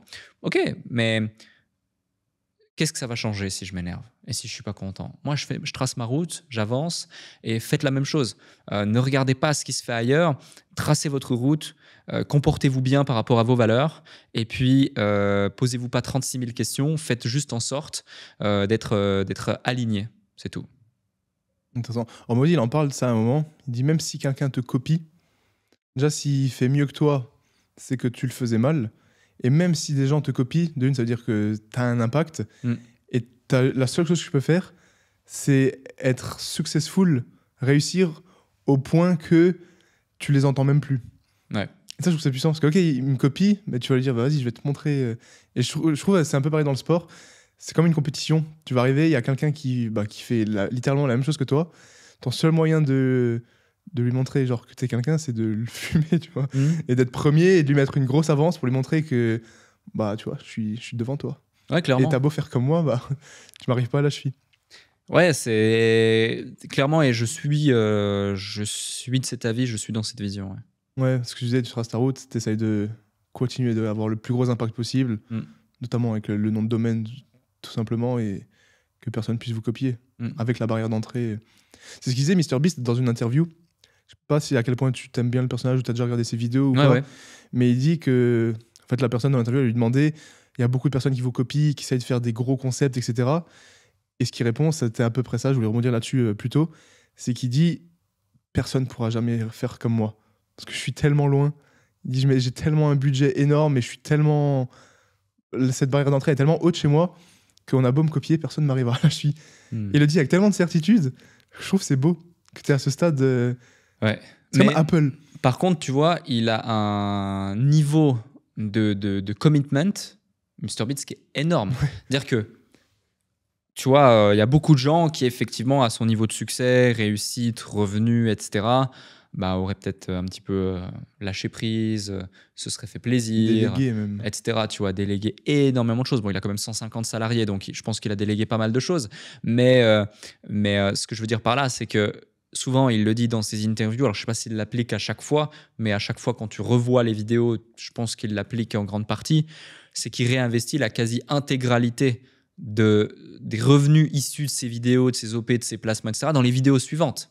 Donc effectivement, il y a cette espèce d'effet cumulé et de compound effect qui fait que tu peux difficilement suivre. Parce que si, par exemple, j'ai aucune connaissance de ces chiffres en détail, mais si en 2022, il investit, par exemple, 50 millions de dollars dans la création, dans la production de ses vidéos, en 2023, le budget qu'il aura, ce ne sera pas 50 millions de dollars, ce sera peut-être 100 millions de dollars. En 2024, ce sera 150 millions de dollars. Jusqu'à arriver au point où il va concurrencer des industries comme l'industrie du cinéma, où justement, on est sur des budgets qui sont colossaux. Sauf qu'en plus, il n'est pas un gros paquebot comme l'industrie du cinéma. Il est très agile, avec très peu d'équipes, très peu de gens, même si on parle de 150, je le vois 150 quand même, ça va vite. Mais du coup, il peut intégrer de l'IA, il peut intégrer plein de choses, et du coup, ça peut aller beaucoup plus vite. Et il y a ce format de contenu qui est YouTube qui fait qu'il n'y a pas cette exigence comme au cinéma pour certains éléments. Donc du coup, ça lui permet d'avoir plus de flexibilité sur certains trucs. Donc bref, tout ça pour dire qu'effectivement, cette phrase, elle retranscrit beaucoup de certitude et de confiance en lui, mais elle n'est absolument pas choquante quand tu prends en considération toutes les variables de son business et de ses prises de décision. Ouais. C'est ouf, moi, je trouve ce qu'il a... Je sais plus quelle interview j'avais vu, c'était pas une interview de lui, mais c'était quelqu'un qui analysait sa chaîne, je sais plus si c'était francophone ou anglophone, et ils disent comme quoi d'ici quelques années, et ils étaient persuadés que quand ça va continuer comme ça, c'est une des personnes qui aura le plus gros impact d'un point de vue marketing, pub et influence. Ouais. Et que des placements de produits sur sa chaîne, ça sera tellement puissant. Parce que c'est le seul qui est aussi... gros. Ouais. Peut-être sur Instagram, tu as des Ronaldo et tout. Sur YouTube, là, je crois qu'il est à plus de 200 millions maintenant. 200 millions, ouais. Et ça continue. 200 millions, ouais, ça continue. Ça continue. Ouais, incroyable. Du coup, pour revenir un peu à ce que tu disais avant, tu as parlé rapidement des gens qui réfléchissent beaucoup, trouver le bon produit, le MVP, qui est le Minimum Viable Product, si je ne me trompe pas. Mhm. Donc en gros, le MVP, pour ceux qui nous écoutent, c'est le produit viable minimum. En gros, c'est si tu as une voiture, ta voiture, il faut juste qu'elle roule, plus ou moins, entre guillemets. Et tu as ce syndrome aussi de trouver l'idée parfaite avant de se lancer. Et tu as dit que l'une des erreurs principales, c'est de vouloir aller trop vite parce qu'on peut se comparer, etc. Et quelles sont pour toi les autres erreurs? Parce que dans ceux qui nous écoutent, il y a beaucoup de jeunes qui veulent se lancer, qui suivent probablement toi, des podcasts de Yomi, Oussama, Antoine, Sans Permission, beaucoup d'entrepreneurs, beaucoup de youtubeurs qui veulent se lancer sur YouTube, lancer leur marque, leur entreprise. De plus en plus de gens veulent quitter le monde du salariat, parce que c'est un effet boule de neige avec les réseaux. C'est quoi pour toi les 3 erreurs? Et après ça, on passera plutôt à ce que tu peux conseiller. Ouais. Enfin, les plus grosses erreurs à éviter. Bah, déjà, le premier, c'est d'attendre. Parce qu'il n'y a pas de meilleur moment. Hein. Le meilleur moment, comme on le dit, hein, c'était hier. Et le deuxième meilleur moment, c'est aujourd'hui. Donc la procrastination, c'est la seule chose qu'il faut procrastiner. La procrastination. Voilà. Donc il y a ça. Il y a le passage à l'action, mais massif. Et de ne pas trouver d'excuses et être vraiment pleinement engagé dans ce projet. Et d'en ne faire qu'un. Tu vois, d'abord, tu n'en fais qu'un. C'est-à-dire que le défocus, la dispersion, c'est pas possible à un moment donné. Tu vois, si tu veux avoir des résultats exceptionnels, si tu veux pouvoir te lancer, aujourd'hui, c'est pas facile l'entrepreneuriat. Tu sais de quoi on parle. C'est pas simple, c'est pas facile, c'est pas rapide. Toute personne qui te dira le contraire, c'est soit qu'il a un intérêt à le dire parce qu'il veut te vendre un truc, soit qu'il l'a pas vraiment fait, soit qu'il a un secret qui m'intéresse énormément et que beaucoup de gens sont prêts à payer cher parce que c'est pas facile du tout. Et c'est pas non plus donné à tout le monde. Tu vois, il y a des gens qui sont pas faits pour entreprendre pour différentes raisons. Après, est-ce que c'est inné ou est-ce que ça s'acquiert? Je pense que ça s'acquiert. Si vraiment tu as envie, tu peux pousser, tu peux forcer. Il y aura un certain niveau d'intensité, un degré. C'est comme certaines personnes ont des prédispositions physiques à certaines choses. Et voilà. Là, c'est pareil. Donc, il y a vraiment cette notion de focus, de passage à l'action, de ne pas procrastiner,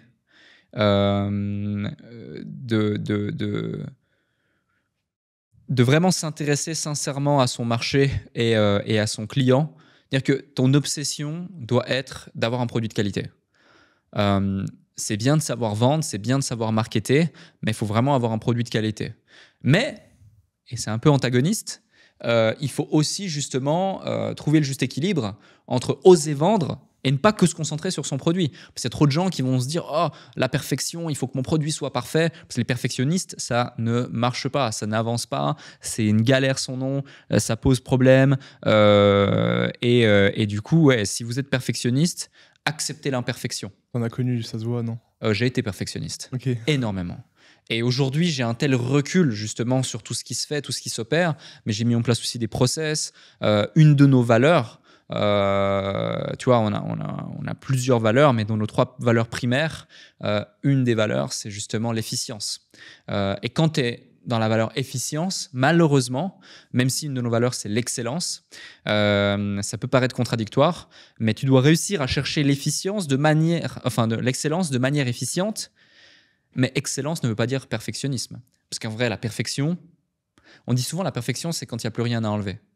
Donc, ça peut, oui, mais pour moi, la perfection, ça n'existe pas vraiment parce que finalement, c'est jamais vraiment parfait. Surtout quand tu as des niveaux d'exigence comme le mien. Moi, je suis extrêmement exigeant avec moi-même, avec les autres, avec mon environnement, avec ce que je fais. Donc ouais, c'est assez complexe à intégrer. Mais vraiment, la perfection, au départ, accepter. Lâcher prise, ça va pas être parfait. Ça va pas marcher tout de suite. Et puis, un des derniers points, c'est la discipline. La discipline, tant qu'on est un rayon sur la discipline, et accepter que ça va pas se faire du jour au lendemain. Tu vois, aujourd'hui, on veut tout vite. On veut tout vite sur les réseaux. On voit, même dans le sport, hein, du coup, c'est ce qui fait qu'il y a certains, ça fait 2 ans qu'ils font de la muscu, ils vont se prendre du clenbuterol ou je sais pas quoi, des trucs comme ça. Et après, ils vont se dire « Oh merde, en fait, j'aurais pas dû, j'ai merdé, j'ai des problèmes ci, j'ai des problèmes ça. » Enfin, c'est un truc de fou. Et tu te rends compte que c'est dans n'importe quel domaine, toujours la même chose.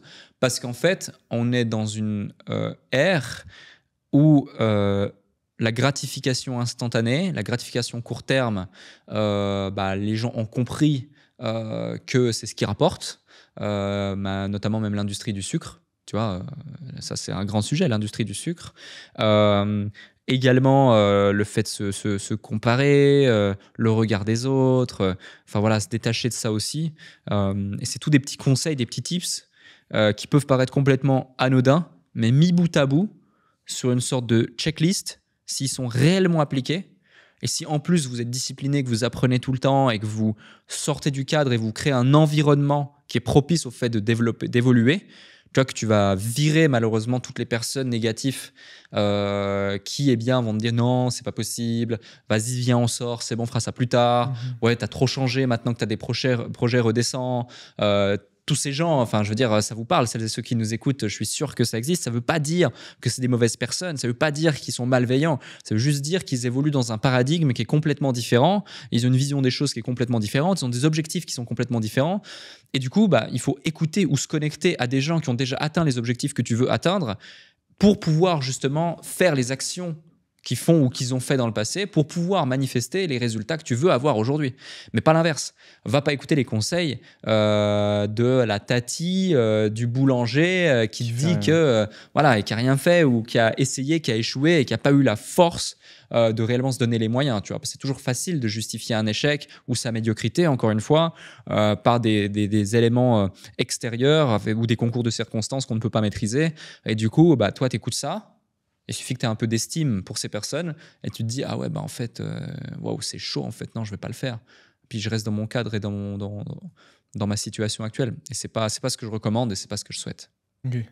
Et du coup là on a parlé des erreurs pour se lancer, ceux qui veulent s'y mettre, et quelqu'un qui a une entreprise qui tourne relativement bien, qui lui permet de vivre. Ouais. Est-ce que tu as déjà vu, de par ton expérience, les personnes avec qui tu as travaillé, les entreprises, un dénominateur commun de sociétés qui échouent ou qui stagnent ou qui sont en baisse, et enfin une des erreurs qui empêche une croissance? Alors, il n'y a pas de dénominateur commun parce que chaque business est unique, chaque entrepreneur est unique, chaque contexte, chaque truc, mais je vais te citer quelques erreurs qui peuvent parfois se manifester en même temps et qui peuvent parfois être uniques. Déjà, il y a l'humain, ce soit dans les équipes ou des conflits d'associés. Donc l'humain, c'est la base même d'une entreprise, une vraie entreprise. Donc si tu as une pomme pourrie dans ton panier, vire-la le plus rapidement possible. La plupart des gens recrutent rapidement et virent lentement. Il faut faire l'inverse. Il faut recruter lentement, prendre du temps, mettre en place des process, le faire de manière qualitative et sérieusement, être sûr de ce qu'on fait et pourquoi on le fait, et virer rapidement si on identifie que ce n'est pas le bon élément. Donc il y a ça, il y a les conflits d'associés qu'il faut absolument gérer le plus rapidement possible. Et un conflit d'associés, on commence à le gérer avant qu'il existe. C'est-à-dire qu'on vient cadrer une collaboration, on vient mettre en place un pacte d'associés, on vient faire bien les choses, etc. etc. Bon, ça c'est le côté humain. Il y a plein d'autres variables dans le côté humain. Ensuite, il y a typiquement le fait de ne pas avoir de KPI, d'indicateurs clés de performance, c'est de ne pas maîtriser ces chiffres. Ces chiffres au niveau du marché, ces chiffres au niveau de la marge, ces chiffres au niveau des taux de conversion, ces chiffres au niveau plein de choses. Et c'est ce qui fait que certains ont des plafonds de verre, certains stagnent pendant des années, certains ont l'impression de faire de l'argent mais n'en font pas, certains ne se rendent même pas compte qu'ils sont en train de partir en live complet et qu'ils vont droit vers la faillite. Certains vont devoir prendre des décisions difficiles à des moments et du coup remercier des collaborateurs alors qu'ils n'en avaient pas nécessairement envie et qu'ils avaient envie de croître. Et ce même sans forcément comprendre et anticiper. Parce que si tu vois pas tes chiffres, tu peux pas ajuster.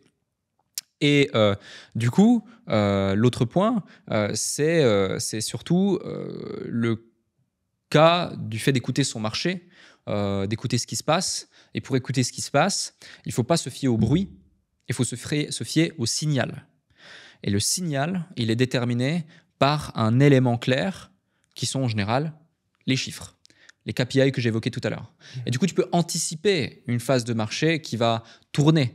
Je te donne un exemple concret. Si d'un coup, prenons un exemple concret dans le monde de la formation en ligne. J'ai accompagné beaucoup de gens dans le monde de la formation en ligne ces dernières années. Et pas que, mais c'est un marché que je connais assez bien, enfin très très bien. Et du coup, un jour, j'ai un client qui vient et qui me dit, voilà, ça marche plus. Ça marche plus, on peut plus vendre de formation. Je dis, ah, bah, c'est bizarre parce que moi, je vends pas mal de formations en ce moment. On est en croissance, ça cartonne. Et puis, on a des clients que ça marche. Et puis, tu as des concurrents, ça marche. Bizarre quand même. Ouais, non, ça marche plus. Du coup, je me dis, ah, bah, c'est quoi les solutions? Bah, il faut augmenter le trafic. Si j'ai plus de trafic et que je garde le même taux de conversion, bah, théoriquement, ça va marcher. Machin. Donc bon, ils ne prenaient pas en considération que le fait que la linéarité d'un retour sur investissement en publicité n'existe pas et c'est souvent inversement proportionnel, donc tu perds en rentabilité, etc. Enfin, il y avait plein de variables qu'ils ne prenaient pas en considération. Et du coup, bah, la réalité, c'est qu'il n'avait pas un problème de trafic, il avait un problème d'offre et de positionnement. Donc ce qu'on a fait, c'est qu'on a supprimé son produit. Donc il faut quand même être sûr de soi et il faut avoir une grosse paire, tu vois, sans être vulgaire. Et du coup, lui dire, OK, bon, bah là, tu fais peut-être 100 000 balles par mois, on supprime ton produit. On ne peut plus l'acheter, ça n'existe pas. Donc, si le truc qu'on va créer derrière, ça ne se vend pas, tu repars à zéro, quoi, avec toutes les charges.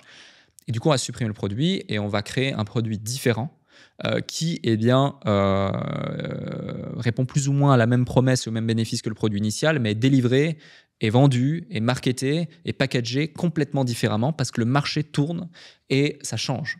Et ça change depuis certains temps. Regarde, les signaux, ils sont là, là, là et là. Regarde ce qui se fait là. Regarde ce marché qui a 3 ans d'avance sur nous. Qu'est-ce qu'il fait? Ah ouais, bah, il fait ça. OK. Donc, boum, on déploie. Résultat des courses, le mois d'après, 200K. Le mois d'après, 250. Le mois d'après, 300. Et on stabilise et on linéarise. Et puis, du coup, après, ça crée une petite croissance à 1 ou 2 chiffres de croissance mensuelle, etc. Avec une marge quand même intéressante. Donc, tu vois, c'est pour te dire justement, et ce cas-là, je l'ai vécu une fois. La première fois avec un client à Londres qui était venu à Londres en consulting chez nous, et la deuxième fois, l'exemple que je viens de te donner, avec un autre qui était persuadé que c'était une folie, une erreur, tu vois. Limite des menaces, mais t'es sûr, c'est mon business, je le développe depuis 5 ans, et il faut oser, tu vois. D'où l'importance d'écouter le marché, d'avoir des chiffres, d'avoir des KPI, et d'être bien entouré, etc. Donc ça, c'est, on va dire, les grandes erreurs.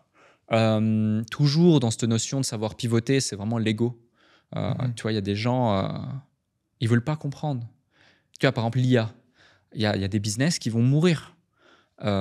Désolé, mais ouais, il y a des business qui vont mourir parce que l'IA va vous remplacer. Pareil pour des jobs. L'IA va vous remplacer, va remplacer des jobs, va remplacer des business. Soit tu acceptes, soit tu refuses, mais tu subis. Tu vois. Si tu acceptes, tu essaies de surfer la vague.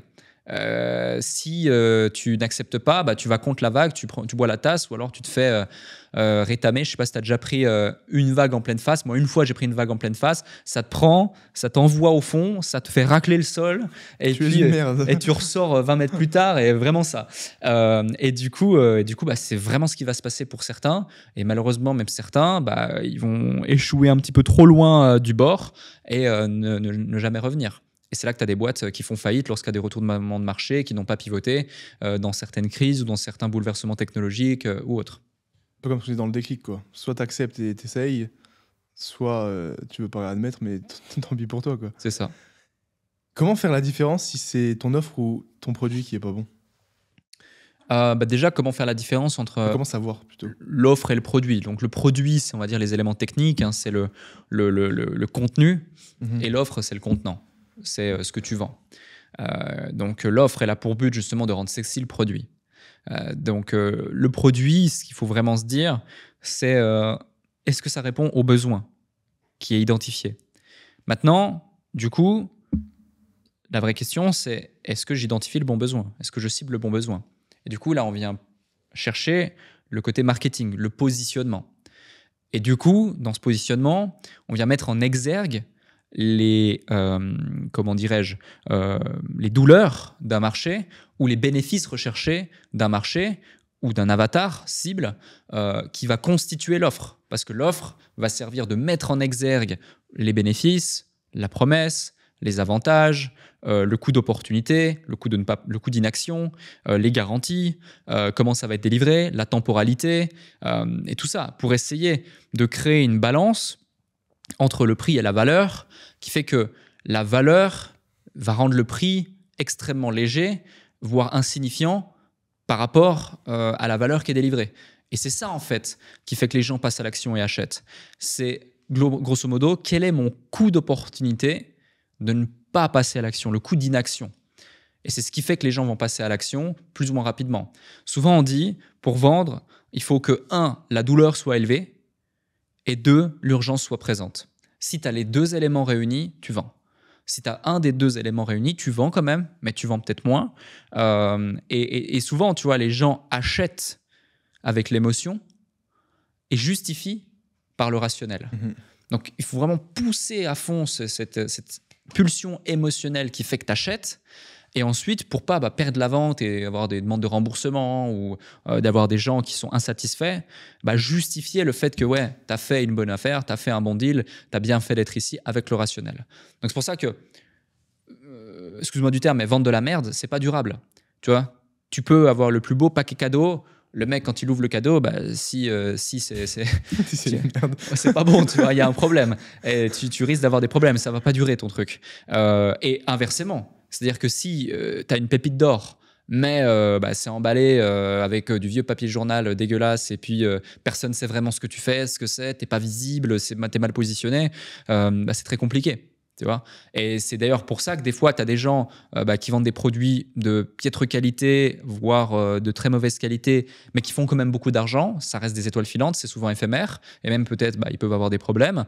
Mais ça peut être un petit peu frustrant pour des gens qui savent, qui sont experts, qui sont bons, qui ont un produit extraordinaire, mais n'arrivent pas à le vendre. Et l'entrepreneuriat, c'est parfois ingrat à cause de ça, parce que l'entrepreneuriat, c'est un nombre énorme. Il y avait eu une liste là-dessus, selon les industries, etc. C'était assez dingue, de métiers ou de compétences que tu dois maîtriser. Toi, aujourd'hui, avec toutes les activités que tu as, tu dois comprendre le marketing, comprendre la logistique, comprendre la fiscalité, la comptabilité, la mode, tout. Tu vas tout comprendre. En plus, la mode, c'est subjectif, ça change tout le temps, il y a des codes. Enfin, tu vois, donc... c'est un truc de fou, tu vois. Et la plupart des gens, lorsqu'ils se lancent, ils se disent juste faut trouver un produit, créer un truc, puis on voit, on lance, puis je lis un bouquin. Non, c'est vraiment... C'est intéressant ce que tu as dit par rapport à ceux qui vendent parfois un produit pas ouf ou qui ont pas forcément des compétences, mais ça explose parce que marketing, etc. Et ça, je le vois aussi dans les réseaux, parce que moi, je fais souvent le parallèle à ça parce que je suis vraiment dedans. J'ai déjà vu des gens qui... pas qui critiquent forcément, mais qui sont, on va dire, c'est de la jalousie, pure et dure, de certaines personnes qui ont plus d'abonnés ou qui vendent plus, mais que cette personne-là qui est jalouse, elle est meilleure. En sport, elle a un meilleur niveau, un meilleur physique, de meilleures compétences, un meilleur diplôme, mais vu qu'elle vend pas ou qu'elle est moins visible, genre, ils ont le seum en fait. Et ça, je trouve c'est fou de critiquer certaines personnes en mode ouais, mais moi je suis meilleur et pourquoi toi tu vends autant, pourquoi toi tu as autant d'abonnés. Et ça, je trouve c'est horrible parce que c'est juste que t'as qu'à faire mieux. Ouais, mais c'est une question d'état d'esprit avant tout, d'état d'esprit, de valeur. Le mec qui est meilleur, donc dans son produit, dans son sport, dans sa discipline, mais qui fait moins de résultats, soit il continue à être frustré, à critiquer, etc., mais il n'aura aucun impact sur ça et ça ne va pas l'aider. Soit il agit sur la seule chose qui va pouvoir le faire évoluer et du coup il se remet en question, il change son environnement, il change sa posture, il acquiert les compétences qui sont nécessaires et puis il va pouvoir avancer. Alors ça va prendre du temps, c'est ok, mais c'est pour ça que vouloir aller trop vite et se comparer aux autres c'est un problème. Mais du coup après avec le bon état d'esprit, il va pouvoir aller chercher les résultats qu'il mérite et la seule chose à faire c'est se remettre en question. Comment trouver sa niche ? Grande question. Il y a plusieurs méthodologies. Ça prend du temps, c'est un vrai exercice. Il y a plein de réponses sur YouTube. Tu parlais d'Hormozy, par exemple. Tu vois, c'est une référence. Et puis, il en donne plein. J'en donne plein aussi dans le bouquin. Mais déjà, apprendre à se connaître soi-même, savoir ce qu'on aime réellement, poser des questions autour de soi. Et il y a un truc que tu connais certainement qui peut aider, c'est Ikigai. Voilà, je vais pas refaire le cadran Ikigai ou les cercles Ikigai ici et l'explication. C'est aussi pour ça que notre mastermind, on l'a appelé Ikigai Society avec Oussama. Okay. C'est vraiment dans cette optique parce que le dénominateur commun de tous ceux qui font partie de notre mastermind, qui sont des entrepreneurs qui ont quand même eu un très très beau succès, un très gros succès, quelles que soient les industries, c'est assez d'ailleurs incroyable l'éclecticité qu'on a dans ce groupe, ils ont trouvé leur Ikigai.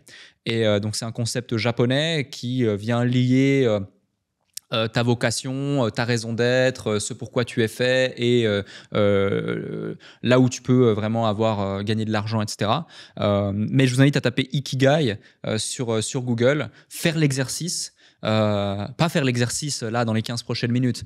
Prenez votre agenda, bloquez 1-2 heures dans votre agenda dans les jours ou dans les semaines à venir. Faites cet exercice correctement. Posez des questions à votre entourage, des gens qui vous connaissent réellement, des questions pertinentes, des questions ouvertes pour aller chercher plus en profondeur. Avec ces éléments, ces réponses et cette data, refaites votre Ikigai, challengez votre réponse, challengez votre réflexion et puis ensuite voyez ce qui est possible de faire avec d'autres sources également. Mais c'est un vrai travail. Et puis, il faut avoir une ouverture d'esprit aussi de se dire, est-ce que tu préfères faire quelque chose que tu aimes, mais qui ne va pas marcher ou qui va avoir de la difficulté à marcher, ou est-ce que tu préfères faire quelque chose, je ne vais pas dire que tu détestes, mais que tu aimes un peu moins, mais où tu as tes vraies probabilités de succès. Et du coup, là, il faut trouver en fait où est ton barème de ma volonté de réussite et ma volonté d'épanouissement. Et au départ, parfois, il faut accepter que sa volonté d'épanouissement va être, son barème d'épanouissement va être un petit peu moins comblé parce qu'à un moment donné, tu dois faire du résultat, tu dois réussir. Et puis après, progressivement, quand tu fais 1000, 2000, 3000, 5000, 10 000, 20 000, 30 000 euros par mois de chiffre d'affaires avec une belle marge, que tu peux en vivre, que tu commences à avoir de la visibilité, de la prévisibilité, de la trésorerie, que tu es bien, etc. Là, tu peux commencer à te dire, bon, maintenant, bon, je suis bien, je suis posé. Il n'y a pas besoin d'attendre de faire des millions pour ça, mais je suis bien, je suis posé. Qu'est-ce que j'ai envie d'ajuster? Qu'est-ce que je n'aime plus? Au pire, ces trucs que j'aime pas, bah, je les délègue ou je les mets différemment ou je les supprime. Et puis ce que j'aime, bah, je vais l'amplifier et puis je vais peut-être voir comment créer une nouvelle opportunité avec ça, créer une nouvelle business unit, etc. Mais faut accepter, tu vois, au départ, il y a beaucoup trop de gens qui juste se disent non, il faut que je sois passionné, il faut que j'aime trop ce que je fais, etc. C'est vrai, ça compte, c'est important, mais est-ce que c'est le fait de faire un truc que tu aimes qui compte plus que le fait d'être libre, finalement? C'est vraiment cette balance qu'il faut identifier. Pour toi, est-ce qu'il faut être passionné pour réussir? Et quand je dis réussir, c'est vraiment aller chercher des gros chiffres ou pas nécessairement? Je dirais pas forcément qu'il faut être passionné, ça aide. Par contre, il faut être déterminé. Ok. Il faut être déterminé, il faut faire preuve de résilience, il faut avoir une capacité à se remettre en question, une capacité à s'adapter. Donc ouais, c'est plus simple d'être déterminé quand tu es passionné du coup. Oui, Mais faut pas forcément l'être. exact. Passionné. Il y a un truc, tu connais sûrement cette citation, c'est celui qui aime marcher va plus loin que celui qui aime la destination, tu vois. Ouais, il faut apprécier le chemin. Ouais, c'est ça. Si tu es juste stimulé par Faire un million. je veux faire 1 million, mais que ton quotidien, tu le détestes, tu n'aimes pas ce que tu fais, il y a de très fortes probabilités que tu abandonnes avant le million. Parce que 1 million, c'est pas juste un chiffre. 1 million, je dis 1 million, mais ça pourrait être 100 000, ça pourrait être 10 000, ça pourrait être 10 millions. Mais c'est un symbole. C'est un symbole, c'est une étape. Et pour arriver à cette étape, il y a plein d'autres étapes. Et ces étapes, elles-mêmes, sont des grandes étapes. Tu vois, pour quelqu'un, 1 million, ça va être une petite étape. Pour un autre, ça va être l'étape de sa vie. Ça dépend. Tout est subjectif par rapport à chacun. On a tous un parcours différent. Certains vont réussir à 70 ans, d'autres à 17. C'est pour ça qu'il ne faut pas se comparer. Certains vont pouvoir soulever 145 kilos dips lestés. D'autres vont mourir sous un haltère de 20 kilos, tu vois. Ouais. Et c'est pareil dans le business, c'est pareil dans tout, tu vois. Du coup, c'est vraiment important de faire la part des choses, encore une fois, et d'accepter qui l'on est et le rythme qu'on veut se donner aux choses. Je trouve, moi, c'est grave intéressant la différence entre la passion ou le mec passionné d'un truc et celui qui va entreprendre dans cette même niche que le passionné. C'est dans un podcast d'un des youtubeurs qui m'a poussé à me lancer dans tout ça, qui a aussi un podcast du coup maintenant, qui a créé là il y a 3 ans. Il avait une marque de vêtements, etc. Tout marchait bien. Et là, il a créé il y a 3 ans, c'était Project X. J'avais suivi toute l'évolution. Et le moment où il a dévoilé ça sur une vidéo, c'était il y a 3 ans, c'était une marque de bonbons. Ok. Et là, l'année dernière, ils ont fait 12 ou 15 millions, tu vois. Genre en 3 ans, comme ça, une marque de bonbons. Et là, il est en road tout concurrencer Haribo et toutes les plus grosses marques. Alors que le mec, il est parti d'une marque de bonbons, quoi. Ouais. Et du coup, dans un de ses podcasts, il disait, par exemple, il y a un de ses amis, il fait des portefeuilles en cuir ou des porte-cartes hyper quali. Il les fait tout seul en cuir brodé. Mais il disait, il a du mal aujourd'hui parce que il en fait tellement peu, mais ils sont tellement quali qu'il en vend pas énormément. Et c'était peut-être même un podcast qu'il a fait avec Hormozy, parce qu'il a fait un épisode avec lui. Et je sais plus si c'est lui ou pas, du coup. Et il lui répond qu'il faut savoir ce qu'il veut. Soit ce qu'il drive, c'est l'argent. Et du coup, il délègue. Il crée un système de production de cuir. Et il fait un gros volume. Il vend. il fait des millions et voilà, c'est terminé, il a réussi. Ou alors, il est juste passionné par créer ça et il s'en fiche de l'argent et il continue d'en faire 5 par jour et d'en vendre 5 à un bon prix, mais il sera jamais. Et je trouve parfois ça peut être frustrant pour quelqu'un de passionné qui aime vraiment, tu vois, dans ce genre de niche par exemple ou autre, où si tu veux faire beaucoup d'argent, tu es obligé de déléguer, mais du coup, c'est plus toi forcément qui délivre. Ouais. Ou à l'inverse, bah, c'est toi qui délivre de la qualité, etc. Mais tu peux pas grossir. Ouais, complètement. Il faut, encore une fois, savoir qu'est-ce qui te drive. Ikigai. Ikigai, par exemple. Et tu vois, moi, avant, ce qui me drivait, c'était la liberté. Aujourd'hui, ce qui me drive, c'est l'impact. Donc, je sais que si je veux avoir un impact, ben, je dois déléguer un maximum. Donc, je peux pas forcément, sur plein d'aspects, passer le même temps avec mes clients, passer le même temps avec les collaborateurs, passer le même temps sur les réseaux sociaux, passer le même temps à ci, à ça. Il y a différentes personnalités d'un point de vue psychologique, etc. Parfois, c'est les types A, B, C, D ou introvertis. Tu sais, il y a plein de Ouais. personnalités différentes. Et D'ailleurs, faites ce test, c'est le test des 16 personnalités. ouais. Et du coup, j'avais vu, bah, tu connais Imad Gadzi. Ouais. J'ai regardé une de ses dernières vidéos où il dit que le problème aujourd'hui de l'entrepreneuriat, c'est qu'on dit faites ci, faites ça, ou on vend une formation pour devenir ci, pour devenir ça. Mais on oublie de prendre en compte ces. Et bon, il a créé son business model là-dessus, du coup, sur sa dernière formation, je crois. À quel point tu penses que c'est important de cibler. Bah, enfin, du coup, tu penses que c'est important vu que tu as parlé de l'ikigai, Ouais. mais que tu peux pas vendre une formation pour je sais pas, devenir entrepreneur, mais dans le public, à une personne qui est pas du tout dans le public et qui serait mieux dans un bureau à coder, par exemple. Ouais. C'est capital dans le sens où faut pas aller contre sa nature. Tu vois, des gens, faut pas se forcer en fait. Ça doit être fluide. Si demain, je te donne un exemple concret. Moi, je sais que j'aime pas l'administratif. Ça me saoule. Je le fais pas, je le procrastine, c'est pas carré. C'est une des premières choses que j'ai déléguées. Les chiffres, les process. Je ne pourrais pas être là où j'en ai sans avoir connaissance parfaite de mes chiffres et de mes process, des tableaux partout, du tracking partout, des suivis partout. On a même des process, des protocoles pour chacune de nos réunions.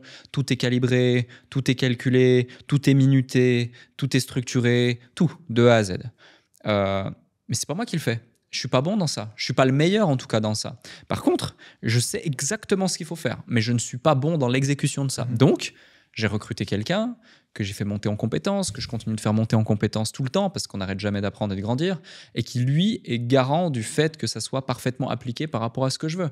Et du coup, qui est en contact avec toutes les personnes, des équipes, etc., qui gèrent pour ça. Et voilà, parce que je connais mes forces, je connais aussi mes faiblesses. Donc c'est se connaître soi-même et accepter ça. Bah, pour rester là-dedans, parce qu'on a fait une bonne part sur l'entrepreneuriat, tu dis que tu aimes quand tout est traqué, Ouais. tout est carré, etc. On parlait un petit peu en off. Le sport, ça a changé ta vie? Oui.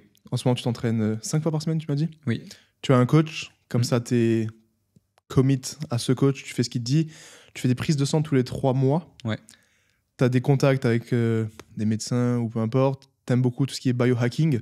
Donc, c'est le fait d'optimiser sa santé, on va dire, sa productivité.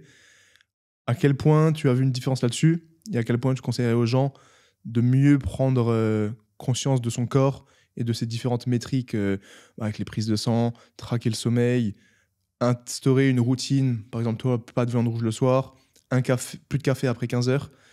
Donc est-ce que tu peux nous en dire plus sur toi par rapport à ça, ce que tu fais, Ouais. tes routines d'optimisation, etc. Complètement. Bah déjà, je vais commencer par le commencement. C'est très simple. Je ne pourrais pas avoir la vie que j'ai aujourd'hui, être la personne que je suis aujourd'hui, sans ça. Impossible. J'ai un niveau d'énergie, de clarté d'esprit, d'engagement qui doit être toujours au top. Mon quotidien, c'est prendre les bonnes décisions, c'est ne rien oublier, être partout, avoir toujours la même énergie, bosser, je bosse entre 10 et 18 heures par jour, selon les jours, 6 jours par semaine. Le dimanche, j'essaie d'être off, mais aujourd'hui, on est dimanche, par exemple. Tu vois, ce matin, Ouais. j'ai bossé, ce soir, je bosse, après, j'ai un meeting. Là, on a enregistré pendant 4 heures. C'est un dimanche standard pour moi. Là, je suis vraiment chill. Donc, tu vois, ça ne serait pas possible sans ça. Du coup, ma routine, elle est assez simple. Effectivement, donc je m'entraîne 5 à 6 fois par semaine.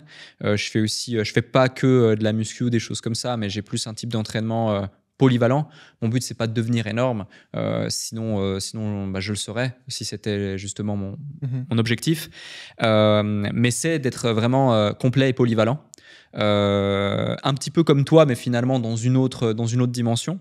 Complet et polyvalent au service de ma performance business et de ma performance intellectuelle. C'est vraiment ça. Parce que tu vois, mes journées, c'est genre là, par exemple, dans quelques jours, voilà, je dois faire un aller-retour Paris-Dubaï, Dubaï-Paris en l'espace de 36 heures. Sur place, je vais tourner pendant 12 ou 15 heures. Entre deux, j'ai 2 meetings, j'ai un business launch important, j'ai des décisions à prendre, je dois gérer encore le business.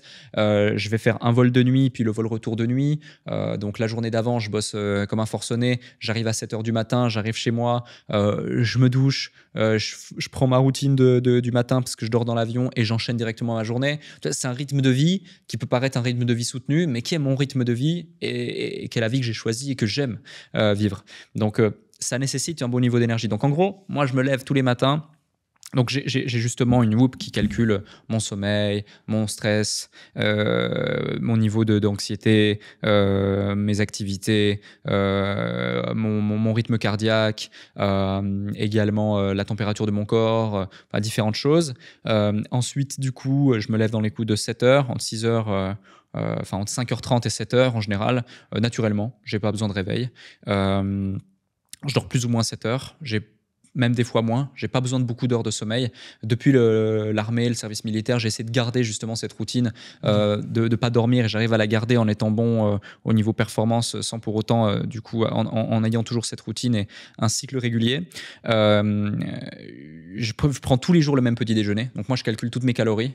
La seule chose que je fais, c'est mon petit déj, c'est un shaker de 432 calories avec tous les apports nécessaires nutriments. Je prends aussi des électrolytes directement, quelques compléments. Selon mes prises de sang, justement, tous les 3 mois, j'ai des compléments naturels qui me sont directement envoyés par un institut où c'est que des compléments naturels, où j'ai mon taux de cortisol qui est vérifié, j'ai mon taux de testostérone, mon taux d'œstrogène, mon taux de différentes vitamines, mon taux de créatine, tout justement qui est vérifié au fur et à mesure.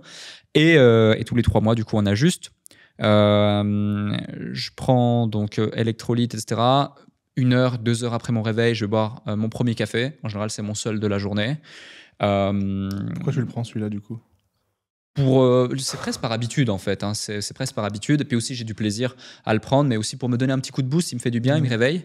Et puis souvent, c'est soit le café, soit un petit booster parce qu'à 11 heures, je vais à la salle.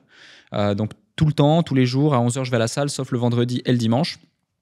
J'y vais en réalité à 10h15. Je fais 30 minutes de cardio. Puis à 11h, je démarre mon entraînement. Ça dure entre 1 heure et 1 heure et quart avec justement ce coach. Et ensuite, je rentre. J'ai en gros une demi-heure, 40 minutes pour manger et me doucher.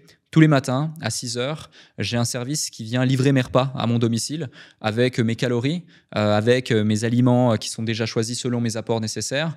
En général, j'ai du poisson, soit du poisson blanc, soit du saumon le soir, et du poulet ou une fois par semaine du bœuf le midi, essentiellement du riz, beaucoup de légumes. Tout est compartimenté avec des calories nécessaires et des collations l'après-midi. Donc sur les repas de la journée livrés le matin à 6 heures. Exact. Exactement. Combien de services comme ça, par exemple? Ça coûte à peu près entre 1000 et 1200 euros par mois en équivalent euros. Mais tu fais rien? Et je fais rien. J'ai rien à faire. Tu fais plus de courses, par exemple? Aucune course. 1000, 1200. Ouais. Pour 5 à 6 jours par semaine, selon les semaines.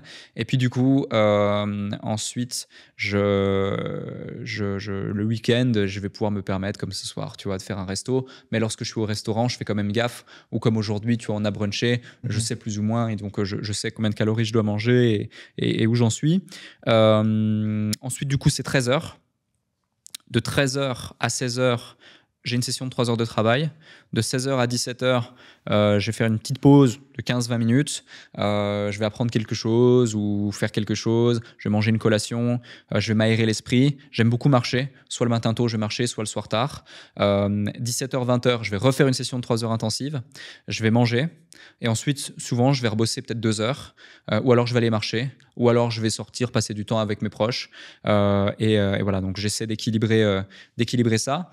Et puis, vers 23h, 23h30 maximum, des fois maximum minuit, minuit et demi, 1h, mais j'essaye toujours de dormir avant minuit, je vais aller me coucher. Et j'enchaîne ça 6 fois par semaine. Et même le dimanche, tu vois, je suis incapable de me lever tard. Ouais.